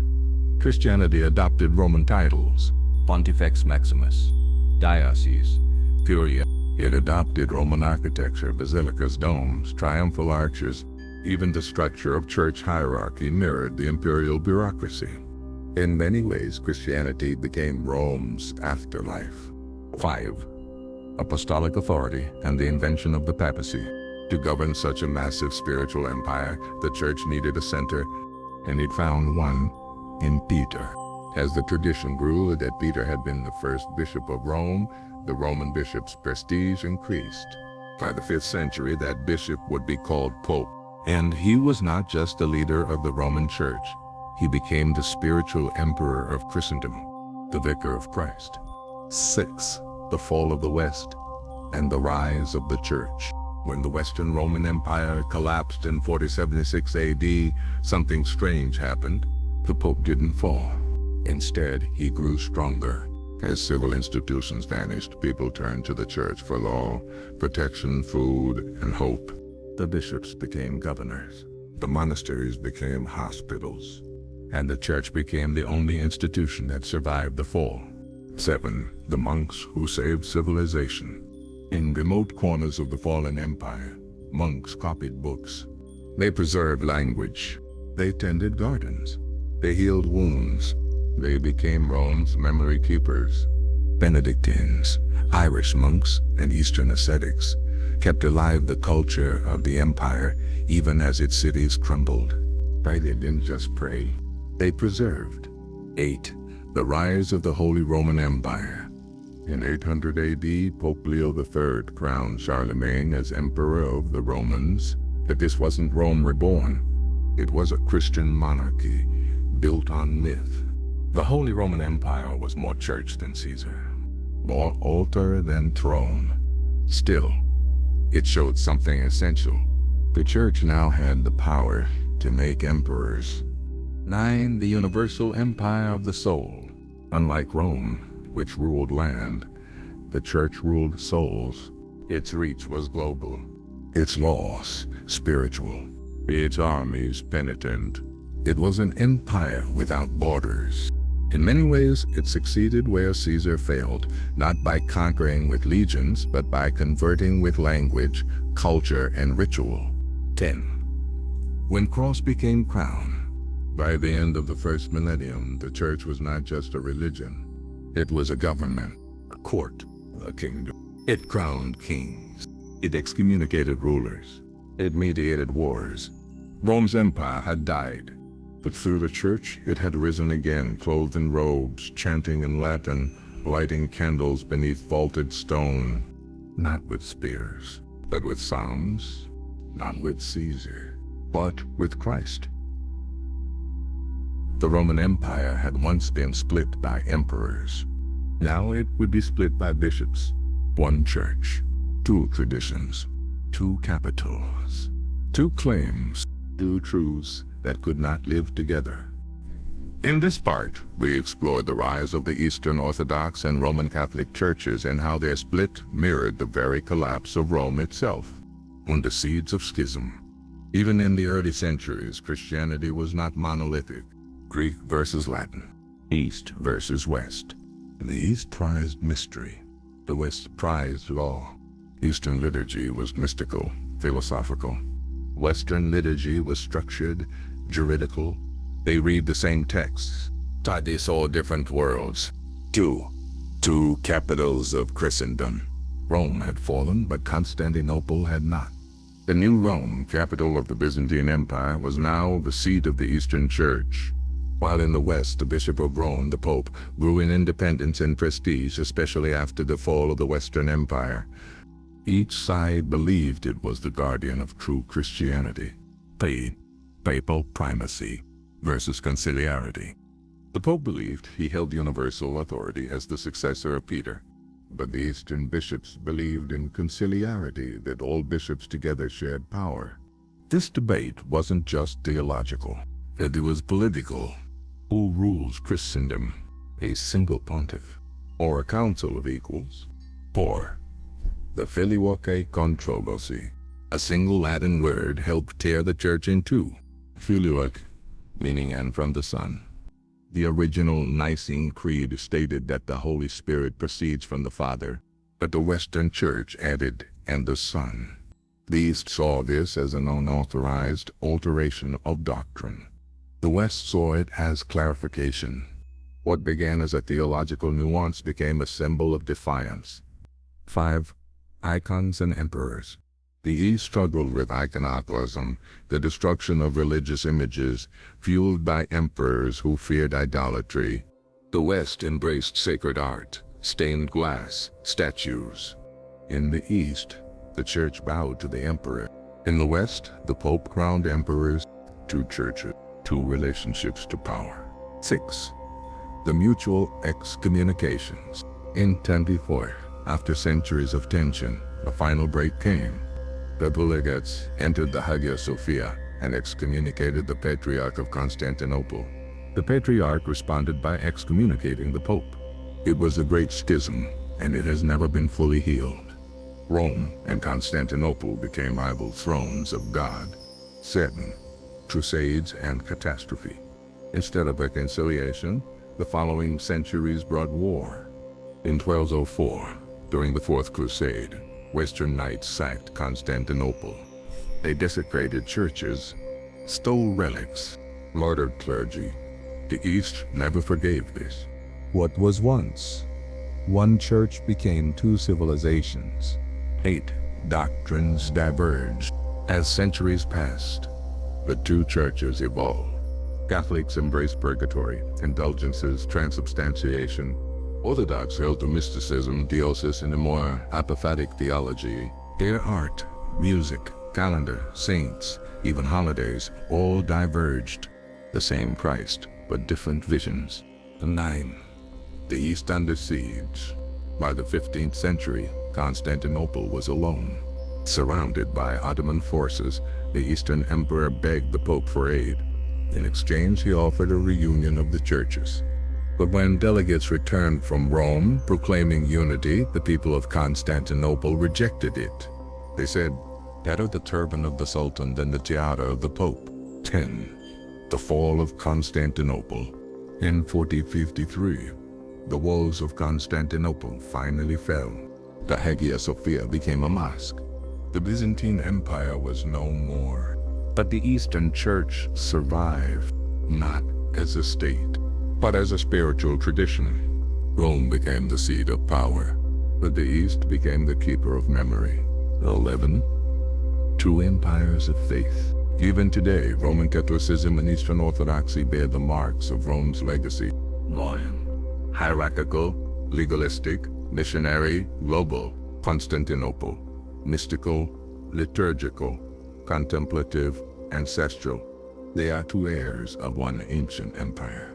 Two mirrors of one fallen world, still divided, still echoing the split of Caesar's Rome. Rome did not fall. It transformed in the sands of Arabia. Out of the ruins of Byzantium and Persia rose a new force. Not Roman, not Greek, but imperial just the same. The Caliphate. In this chapter, we explore how Islam absorbed, inherited, and reimagined the legacy of Rome in law, architecture, administration, and the very concept of universal in law, architecture, administration, and the very concept of universal empire. 1. The unexpected inheritors. When the Prophet Muhammad died in 63 CE, the Arabian Peninsula was united under a single spiritual and political authority. But no one could have foreseen what came next. Within a century, Islamic forces had swept across the Middle East, North Africa, Persia, and even into Spain. What took Rome centuries to build, the Umayyads conquered in a single generation. 2. The Caliphate as a new imperium. The Caliph was more than a religious leader. He was a political sovereign. He ruled from Damascus, then Baghdad, cities that would rival Rome and Constantinople in splendor and complexity. The Caliphate was not a chaotic swarm of tribes. It was an empire of systems. Coinage, roads, bureaucracy, tax codes, governors, and embassies, all of it had Roman DNA. 3. The Dome and the Arch. When Muslim architects first began building monumental structures, they looked east to Persia and west to Byzantium. The Dome of the Rock in Jerusalem echoed Byzantine mosaics. Arches, domes, and columns appeared everywhere. But with a new aesthetic, geometry replaced idols. Calligraphy replaced statuary. It was Rome reshaped through revelation. 4. The law that rivals Roman law. Roman law was the backbone of the Western world. Sharia became the backbone of Islamic civilization. Codified, debated, systematized, the legal schools of Islam created a comprehensive system of jurisprudence, contracts, commerce, inheritance, international relations. The empire of Muhammad became, like Rome, an empire of law. 5. The administrative inheritance. The Umayyad and Abbasid caliphs kept many Roman and Persian civil servants. Taxation systems were copied. Provincial structures mimicked the Roman dioceses. Even titles and robes of office mirrored those of Byzantium. The caliph was not the barbarian chieftain. He sat where Caesars once ruled. 6. The language of empire. Arabic became the lingua franca of half the known world. But it absorbed Latin and Greek vocabulary. Science, astronomy, medicine, and philosophy all flourished. Much of it preserved from Roman texts, then expanded by Islamic scholars. Greek wisdom, Latin statecraft, Arab insight. Rome was now speaking Arabic. 7. Cordoba, the Western Caliphate. When the Umayyads fled to Spain, they founded a new capital, Cordoba. By the 10th century, it was the most advanced city in Europe. Over 70 libraries, paved streets, running water, medical schools, intolerance for Jews, Christians, and Muslims alike. Rome never looked so radiant. 2 empires, 1 legacy. Byzantium remained the Eastern Christian power. The Caliphate was its mirror image. They fought, they traded, they admired, they imitated. Both claimed universal empire. Both claimed divine sanction. Both built upon Rome's bones. Ground crusade and counter-crusade. The Latin West, jealous and frightened, launched the Crusades. Rome's heirs marched to take back Jerusalem. The Muslim world, stunned, eventually responded, and men like Saladin emerged as defenders of a new imperial dignity. Yet even amidst war, the cultural exchange deepened. Arabic words entered Latin. Mathematics transformed. Medicine advanced. Rome's fire was being kept by both sword and scroll. 10. The shadow of Rome in Islam. Islam never claimed to be Rome, but in time it became the only power that could rival it. While Europe sank into feudalism and division, the Islamic world held together a vast, multicultural, literate empire. From Andalusia to Samarkand, Rome's idea lived on: universal law, universal language, universal order. 11. Decline and division. But like Rome, the Caliphate too began to fracture. Local rulers asserted power. Sectarianism grew. Baghdad, the jewel of the East, was sacked by the Mongols in 1258, a wound as deep as Rome's own fall. The dream of one Islamic empire faded, but the legacy endured. 12. The Ottomans, Rome reclaimed. In 1453, the Ottomans conquered Constantinople. They claimed the title of Caesar, Kaiser I-Rum. The Sultan prayed in Hagia Sophia. The Empire of the East had passed from Latin to Greek to Turkish. The line of Rome was not broken. It had been retreaded. Rome fell, but it never died. It slept, buried beneath monasteries, ruins, and forgotten scrolls. And then it awakened, not in armies but in ideas, not in emperors but in artists, not in conquest but in curiosity. This was not a Roman Empire of marble and legion. This was Rome, reborn in the mind of Europe. 1. The monks who saved civilization. After the collapse of the Western Empire in 4076 CE, the lights dimmed across Europe. But in remote monasteries, men in brown robes copied texts by candlelight. Cicero, Livy, Seneca, Virgil. They didn't always understand what they were preserving, but they saved it. Rome was being hidden in ink. 2. The ghost in the scrolls. By 1100 CE, the tide began to turn. Greek manuscripts entered Italy via the Muslim world and Byzantium. Monastic libraries began to be catalogued. Cathedrals sprouted schools. Suddenly, thinkers started asking questions. What did the Romans know that we forgot? Could we live like them? Could we think like them? 3. Petrarch and the birth of humanism.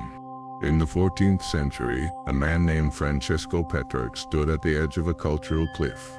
He was obsessed with the lost grandeur of Rome. He wrote to Cicero as if he were still alive. He climbed mountains for the sake of the soul. He studied not just theology but beauty. He called the time after Rome a dark age, and called for its light to return. Thus began the Renaissance. 4. The city that remembered. Why did the Renaissance start in Italy? Because Rome was still there. Its ruins whispered. Its roads still led somewhere. Its forums, its columns, its statues, they were waiting to be studied again. Florence, Venice, and Rome itself became living museums, places where the past could be touched. 5. The rise of civic virtue. In Renaissance city-states, thinkers began to rediscover republicanism. They read Livy and Polybius. They discussed Cicero's ideas of natural law, duty, and virtue. They asked, what made the Roman Republic strong? Why did it fall? And from this, they built theories of civil liberty, balance of powers, and public good. Rome was now a political blueprint. 6. Artists as Caesars. The Renaissance elevated the artist to the rank of genius. And what did the greats turn to for inspiration? Rome. Michelangelo's David echoed classical sculpture. Brunelleschi studied the Pantheon to design Florence's dome. Raphael painted philosophers dressed as senators. Art became a new imperial expression. 7. Printing the empire. In 1453, Constantinople fell. Greek scholars fled to Italy, bringing texts with them. That same year, Gutenberg's printing press began to spread those ideas like wildfire. Rome was now in every hand, and not just in Latin. Now it could be read in Italian, French, German, and English. The Republic of Letters had begun. 8. Law, architecture, and authority. City planners in Europe began to mimic Roman roads and aqueducts. Courthouses were built like temples. Governments adopted codified legal systems inspired by Justinian and Roman law. Even churches took cues from Roman basilicas. Rome had become a style of power. 9. Rome and the Reformation. The Renaissance planted the seeds. The Reformation watered them. Luther's challenge to the papacy was not just spiritual, it was political. He argued like Cicero. He quoted Paul, a Roman citizen, and Protestants across Europe formed new political communities claiming Roman-style independence from an imperial church. 10. The shadow of empire. But there was a darker side to this rebirth. As Rome's glory returned, so did the dream of expansion. Spain saw itself as the new Rome. So did France. So did England. Colonialism was often justified with Latin mottos and Roman metaphors. The world would be civilized by imperial rebirth. 11. From republic to revolution. Rome's republican ideas found fertile ground in a new world. In the 18th century, the founding fathers of the United States called themselves modern Romans. Washington modeled himself on Cincinnatus. Jefferson read Tacitus. Madison studied Polybius. They built a senate, wrote a constitution, and warned against Caesar's. The Renaissance never ended. Rome awakened not once but continually. Every generation of thinkers since has returned to the ruins, the scrolls, the statues. Enlightenment, Romanticism, Liberalism, Modernism, all bore the fingerprint of Roman memory. Rome may have fallen, but its system, its bones, never did. From courts to capitals, prisons to parliaments, the architecture of Rome was resurrected not just in stone but in structure. In this chapter, we uncover how the Roman blueprint was used to build the modern state, its efficiency, its brutality, its elegance, and its reach. 1. Bureaucracy, the Roman gift. We never stopped using. Rome mastered scale. It ruled over 50 million people across 3 continents without phones, trains, or email. How? Through a massive civil bureaucracy.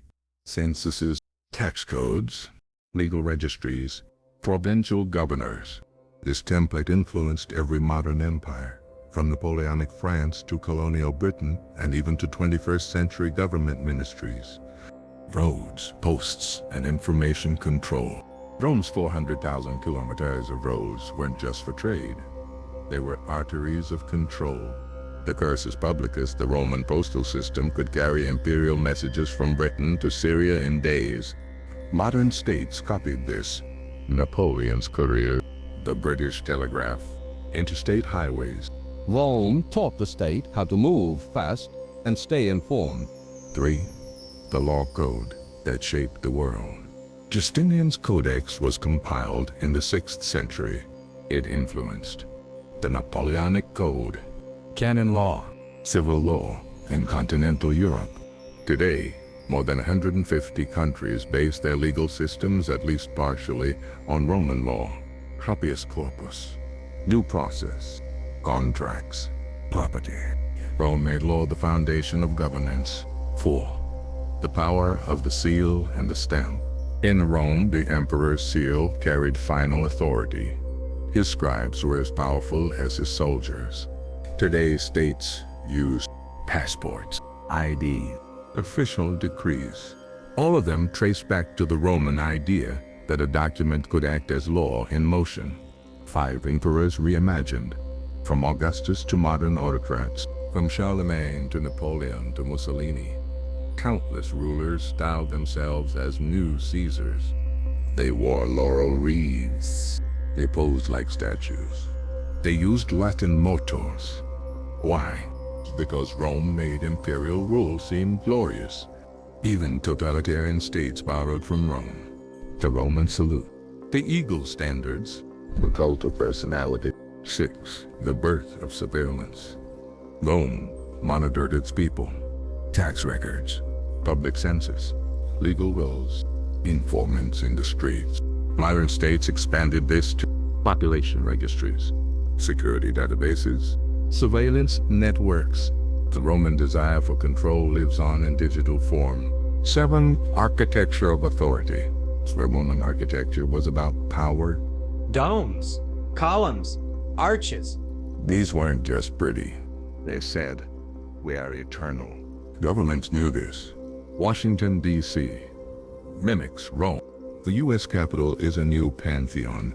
Courts are modeled after basilicas. Rome created a language of space. that still intimidates, inspires, and commands. 8. Urban planning for order and obedience. Rome built cities for visibility and control. Graded streets, central forums, watchtowers. Modern cities, especially colonial capitals, use this same logic. Rome gave the modern state a blueprint not just for buildings, but for behavior. 9. State religion and symbolic unity. Rome used religion to unite its empire. Temples were state-funded. The emperor was divine. Modern states replaced gods with ideologies, flags, anthems, parades, founding myths. But the function was Roman: create emotional unity. 10. Divide and rule. Rome's political genius. The Roman Empire didn't conquer with brute force alone. It co-opted local elites. It allowed partial autonomy. It created buffer zones. Modern colonial powers did the same. French indirect rule in Africa. British Raj in India. U.S. influence in Latin America. The logic was Roman. Don't fight the locals. Turn them into administrators. Then Pax Romana versus the surveillance state. Rome promised peace in exchange for loyalty and submission. Today, some modern states do the same, offering security for freedom. Public order becomes an excuse for suppression, conformity, data collection. Rome's machine still turns, just now powered by algorithms. 12. Legacy or warning. Rome gave the world systems order and efficiency, but it also left a model for dehumanizing administration. Rule without consent, expansion without ethics, bureaucracy without soul. We use Roman tools. The question is, do we use them better? Rome is dead, but its illusion lives on.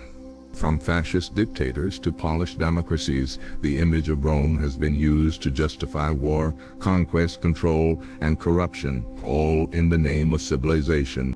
In this chapter, we explore how Rome's ghost became a mask for power, from marble statues to marble lies. From Caesar and the mirror. The myth of the strong leader. From Mussolini to Putin, Napoleon to modern CEOs, many have cloaked themselves in Roman imagery. Short haircuts and military poses, references to SPQR and Roman discipline, use of Latin slogans and imperial language. The illusion that strength equals legitimacy, that empire equals order, that rule equals right. But Rome's Caesars didn't rule forever, and many fell to treason, paranoia, and collapse. 2. The civilizing empire, a dangerous excuse. Colonial powers claim to bring order and progress, echoing Rome's mission to civilize the barbarians. In reality, Britain used Roman imagery to justify the Raj in India. France called its colonies the New Rome. The U.S. compared its rise to the Roman Republic, but what was hidden under the illusion? Enslavement, resource theft, cultural erasure. Rome gave them the playbook. They added PR. 3. Fascism's favorite mask. In the 20th century, Rome was revived in terrifying ways. Mussolini restored the fascist symbol.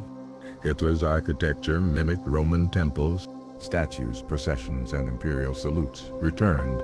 They said, Rome is strength, tradition, eternity. But they forgot. Rome fell. So did they. Tour. We are the new Rome, a lie that keeps coming back. American leaders from Jefferson to Bush echoed Roman language. City upon a hill, Pax Americana, manifest destiny. They compared the U.S. to the Roman Republic. But like Rome, it used war to expand, surveillance to control, and inequality to grow rich. Rome was a republic until it wasn't. 5. Entertainment and propaganda. The Colosseum never closed. Rome used gladiators to distract the masses. Today, stadiums, reality TV, 24/7 news cycles, bread, and circuses. The illusion of freedom, while real power hides behind the curtain. 6. Academic whitewashing. When scholars become salesmen. Modern education often glorifies Rome, emphasizing marble and togas. ignoring slavery, conquest, and oppression. Textbooks skip over the cost of empire. And this lets new empires repeat the old crimes under the cover of history. 7. Digital Caesarism. Rome in the age of algorithm. Tech CEOs now compare themselves to emperors. Elon Musk cited Augustus. Peter Thiel admires the Pax Romana. Silicon Valley wants order, innovation, domination, with none of the accountability. The illusion of Rome is now downloadable. Speak Rome as a weaponized memory. Leaders invoke Rome to silence dissent, justify occupation, rally nationalist fervor. But this isn't about truth. It's about myth. A myth that says we are the chosen ones. We are Rome reborn. But it's not real. It never was. 9. When the lie becomes law. Rome was also about spectacle. Senators voted for show. Laws were passed to appease mobs. Justice served the powerful. Modern politics has inherited that too. Feud, legal theater, show trials, performative outrage. The Roman illusion hides the rotting core. 10. The only way out is through truth. Rome was real, but what we remember of it, what we project onto it, is often false. We must stop using Rome to excuse modern empires. We must stop pretending that to build like Rome means we are better. Rome was a lesson, not a blueprint. A warning, not a destiny. Every empire buries the bones of those it crushes, but Rome perfected the art of forgetting them. This chapter unearths the forgotten, the cultures, voices, and truths erased by the rise of Roman power. These are the people Rome conquered, the languages it silenced, the gods it outlawed, and the identities it forced into extinction. The Etruscans, a civilization devoured. Before Rome, there was Etruria. Sophisticated cities, art, and religion. A matrilineal society where women had power. Rome took their symbols, their gods, and even their alphabet, then erased their name. Today, most people know nothing of them. The price of Rome's rise was the annihilation of a world. 2. The Gauls and Celts, barbarians or beacons. The Celts of Gaul, Iberia, and Britain were master metallurgists. Oral historian. Complex social structures. But Rome called them barbarians. Killed their druids, burned their sacred groves, and silenced their tongues. Vercingetorix's broken body beneath Caesar's triumphal arch told the world, resistance will be erased. 3. Carthage. The city Rome couldn't forget. Carthage was a rival but also a marvel. Advanced agriculture, trade across Africa and the Mediterranean, a thriving culture with its own gods and literature. Rome didn't just defeat Carthage, it destroyed it. 150,000 killed or enslaved. City burned and plowed with salt, so the myth says, entire civilization turned to ash. Then Rome rewrote the story, casting Carthage as evil to justify its own genocide. 4. The Jews. A people scattered. Judea rebelled against Roman rule. Jerusalem was besieged. The temple was destroyed. Hundreds of thousands were killed. Rome renamed the land Palestina to erase Jewish identity. The diaspora began, and persecution followed for millennia. The image of the Roman eagle over the ruins of the temple became a wound across history. 5. The Dacians. Ghosts in stone. Trajan's column shows the defeat of the Dacians. But look closer. You see their dignity, their bravery, their sorrow. Rome took their gold, enslaved their people, and turned Dacia into a Roman province. Yet the sculpture stands as the only surviving testimony of their existence. Even in conquest, the silenced leave echoes. 6. The women Rome feared. Powerful women with threats in Roman eyes. Boudica, queen of the Iceni. Zenobia, queen of Palmyra. Cleopatra, queen of Egypt. Each defied Rome and were demonized. Cold seductresses, portrayed as unstable, mocked, murdered, erased. Roman patriarchy didn't just conquer cities, it silenced generations of female power. 7. Suppressing the divine diversity. Rome didn't just conquer lands, it absorbed and erased gods. Egyptian, Celtic, Syrian, Anatolian, and African deities. Local sacred sites converted or destroyed. Eventually, even their own gods were crushed by the empire's adoption of Christianity. Rome became holy, but it never stopped being imperial. 8. Language as conquest. Latin wasn't just a language, it was a weapon. Native tongues vanished. Oral traditions died. Local literature lost forever. From Gaul to Numidia, from Dacia to Dalmatia, voices were silenced so that Rome could speak louder. 9. Memory crimes. Who tells the story? Rome created a legacy where the oppressed were erased or villainized. Tacitus called the Britons savages. Livy glorified Roman expansion. Virgil blessed the empire with divine destiny. And so, generations believed it was Rome who saved the world, not enslaved it. The greatest lie? That there was no alternative. 10. Unearthing truth. The silence ends here. The Roman Empire buried millions of lives, not just in graves, but in memory. But archaeology, oral history, and counter-narratives now reveal what was lost. A world of complexity. Empires that weren't Rome. Civilizations that were silenced, not defeated. History is not marble. It's bone, ash, whisper, and resistance. It's time to listen to the buried voices. History doesn't repeat itself. Power does. What Rome perfected through conquest, suppression of culture, and rewriting of truth has become the manual of every modern empire. This chapter shows how today's world powers follow the Roman blueprint, not just through violence, but through silence. The empire of borders. Modern nations draw lines across the world. Colonial borders in Africa and the Middle East. Partition of India. Divisions of Korea, Vietnam, Palestine. Each line a scar. Each scar defended by armies. Each army told their cause is just. This is how the illusion of order replaces truth. 2. Language erasure.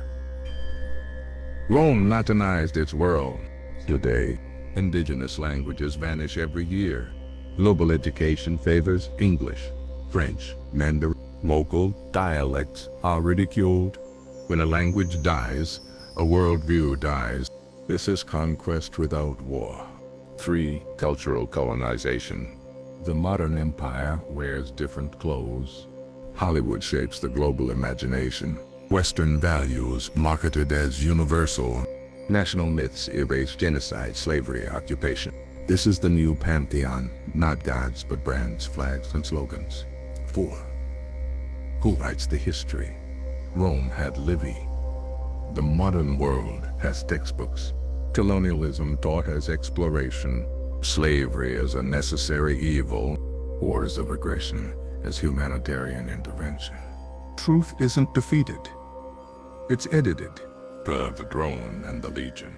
The Roman eagle was feared across the known world. Today, drones replace eagles. Sanctions replace swords. Regime change replaces occupation. But the message is the same. Obey or vanish. 6. Liberation as a weapon. Just like Flamininus declared Greeks free, after subjugating them, modern powers liberate Iraq, Libya, Afghanistan. But liberation often comes with bombs, debt, and bases. And the people never get to speak. 7. The myth of stability. Rome claimed it brought peace. Pax Romana, but it was peace of silence. Modern states do the same. Mass surveillance, censorship in the name of safety. Fear of dissent, labeled as treason. This is order without justice. 8. Silencing resistance.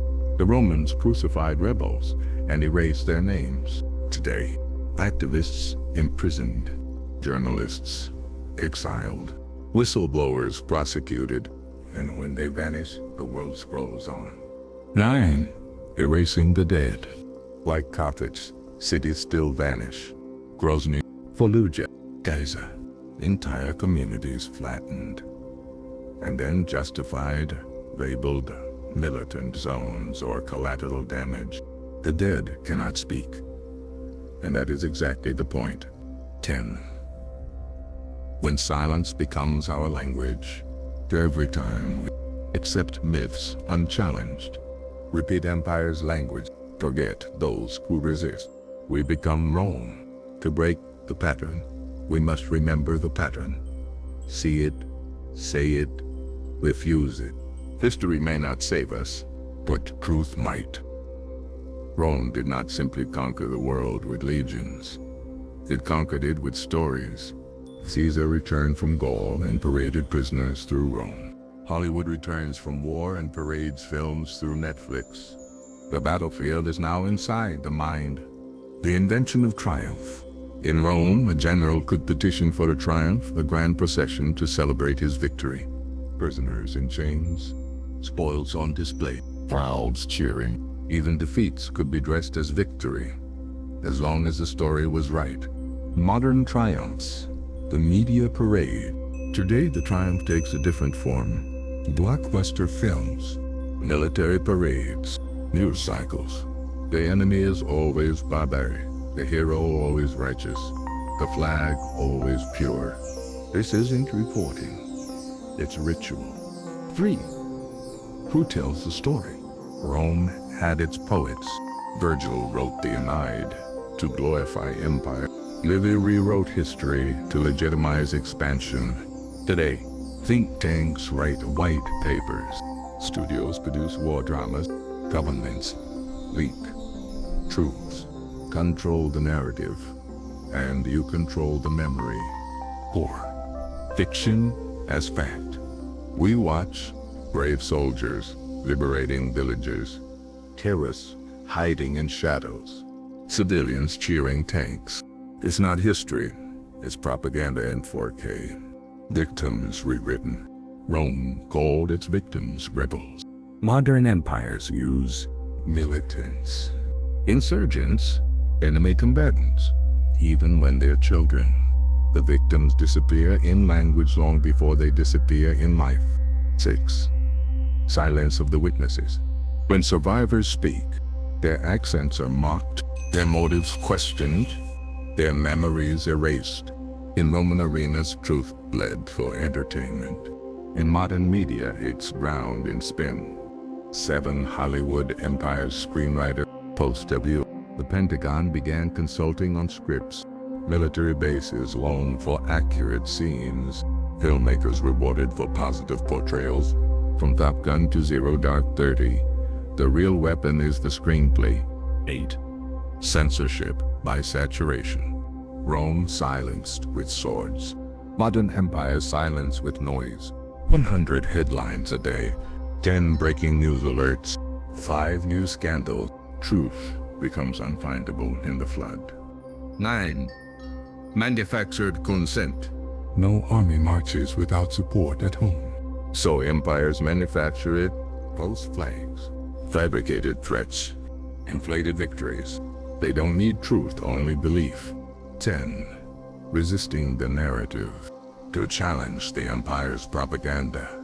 Ask who benefits from the story. Seek the silenced voices. Refuse to cheer the parade. Rome fell, but its machine of illusion lives on. The next empire isn't on a map. It's in your mind. Rome didn't need to destroy everyone. It just needed them to destroy each other. This ancient formula, divided impera, still drives politics, media, and war today. 1. Rome's genius. Turning allies into enemies. Rome rarely fought united coalitions. Instead, it supported Sparta against Athens, armed Illyrians against Macedonians, gave one tribe grain while starving another. The empire didn't overpower its enemies, it outplayed them. 2. Identity as a weapon. Modern empires do the same. Ethnic divisions stoked in Rwanda. Sunni versus Shia in Iraq. North versus South Korea. Red versus blue politics in the West. If the people are divided, they never look up. 3. The colonial inheritance. When European powers carved up the world, they gave power to minorities. Drew borders through tribal lands, created favored and unfavored classes. The result? Generations of civil war, and a reason to return and help. Poor. Divide the poor. Unite the rich. While working class people argue about Race, religion, region, the ruling class agrees on profits. Rome gave land to soldiers, bread to the hungry, and loyalty to the Senate. Today is just called policy. 5. Propaganda of the other. Rome called its enemies barbarians. Modern states say illegal alien, thug, fundamentalist, freeloader. Fear keeps us separate. Language keeps us blind. 6. The illusion of choice. 2 parties, endless divisions, 1 system. Just like Rome, patricians and plebeians, optimates and populares. All power still served the Senate. Today, power serves profit. 7. Peace is profitable. For Rome would broker peace only to profit from the conflict's ashes. Modern equivalents: arms sales after ceasefires, NGOs after invasions, peacekeepers that stay for decades. War ends. Exploitation begins. 8. Social media. Divide at scale. Rome had messengers. Today, we have algorithms designed to polarize, rewarding outrage, punishing nuance. The empire no longer needs to intervene. You do the dividing yourself. Divide the memory. Rome erased shared history, burned libraries, rewrote myths, banned old ritual. Today, denial of genocide, revision of colonial crimes, celebrating oppressors as heroes. Without memory, resistance fractures. 10. Healing begins with naming. To undo, divide, and conquer, name the game. See the pattern. Talk across lines. Empires fear unity more than weapons, because unity is the one thing they cannot co-opt. Rome fell, but it didn't vanish. It fractured, multiplied, and embedded itself into the bones of every structure we now call civilization. Because sometimes collapse isn't a bang, it's a shadow that never lifts. When the myth of the sudden fall, textbooks say Rome fell in, but for people living through it, the roads still worked, the taxes still came, the violence never really stopped. It didn't feel like an end, it felt like a fog. 2. Empire becomes church. The Roman legions may have left, but the church stayed. Latin remained the holy language. Bishops took over civic roles. Salvation replaced citizenship. The empire put on robes and kept its grip. 3. Empire becomes nation. The fall scattered Roman identity into the Franks, into Byzantium, into the Holy Roman Empire. Every rising kingdom claimed to inherit its legacy, and with it, its ambition. 4. Empire becomes law. Roman legal codes lived on. Justinian's Corpus Juris Civilis, canon law, modern civil law systems. The hand of empire signed every future contract. 5. Empire becomes myth. Rome became a model for fascism, a symbol in architecture, a name used in propaganda. Mussolini called his regime the Third Rome. America built its capital like a Roman forum. 6. Empire becomes map. Rome drew boundaries in blood.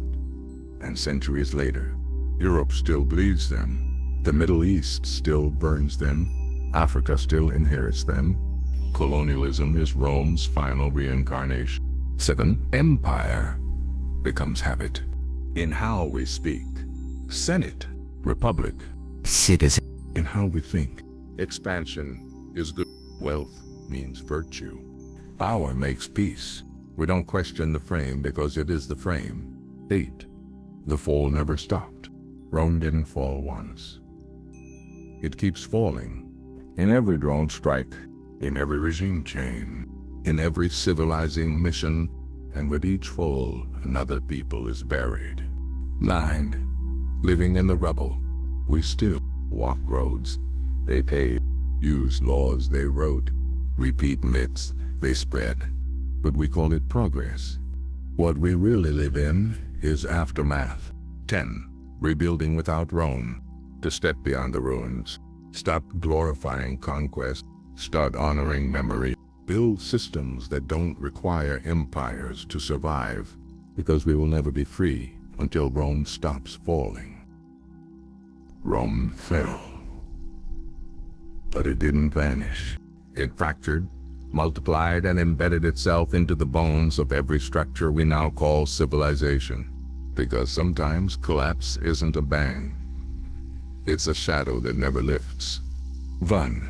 The myth of the sudden fall. Textbooks say Rome fell in, but for people living through it, the road still worked. The taxes still came. The violence never really stopped. It didn't feel like an end. It felt like a fog. 2. Empire becomes church. The Roman legions may have left, but the church stayed. Latin remained the holy language. Bishops took over civic roles. Salvation replaced citizenship. The empire put on robes and kept its grip. 3. Empire becomes nation.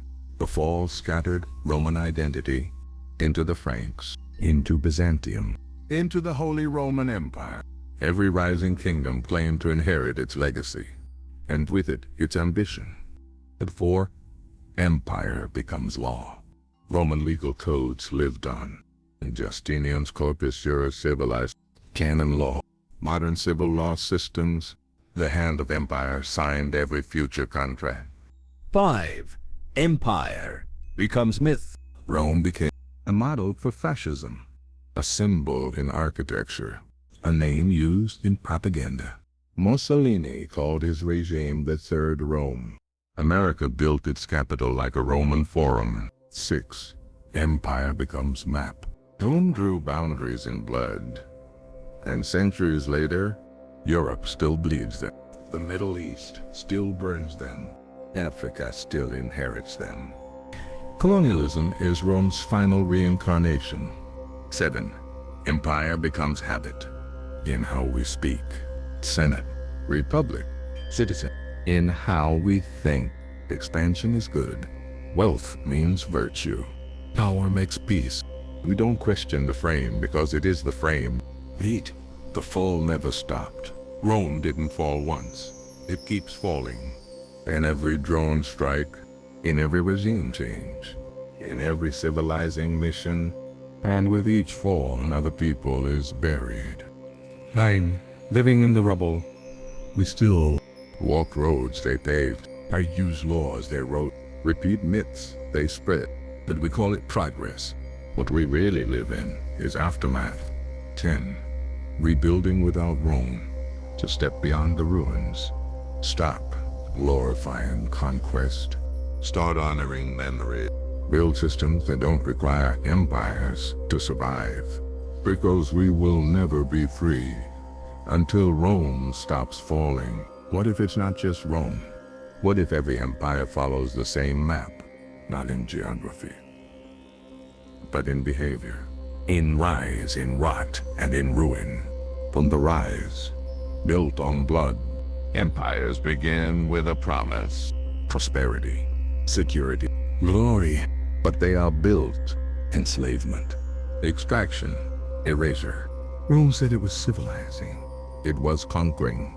Through the expansion, growth at all costs. No empire ever says enough. Each new province feeds the old.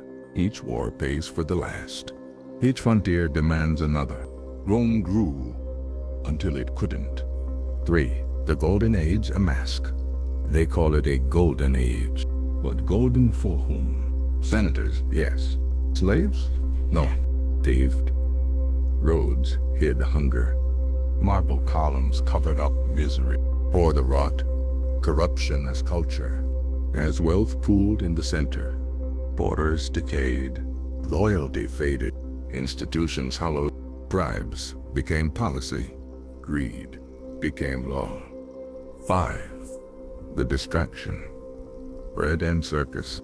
When collapse looms, empires entertain. Gladiators, festivals, propaganda. Not to inspire, but to distract. Rome threw bread, built arena, and let its people rot in the galleries. 6. The othering. Enemies within. When systems fail, blame others. Death. Foreigners. Women. Dissidents. Rome scapegoated Christians, Gauls, Jews, and barbarians. But the rot was always inside. 7. The decline. Slow, not sudden. No trumpet blast. No single date. Just overreach. Exhaustion. Division. And the people waking up to ruins. While the elites clinked wine. 8. The collapse, always predictable. Historians pretended it's complex, but it's always the same.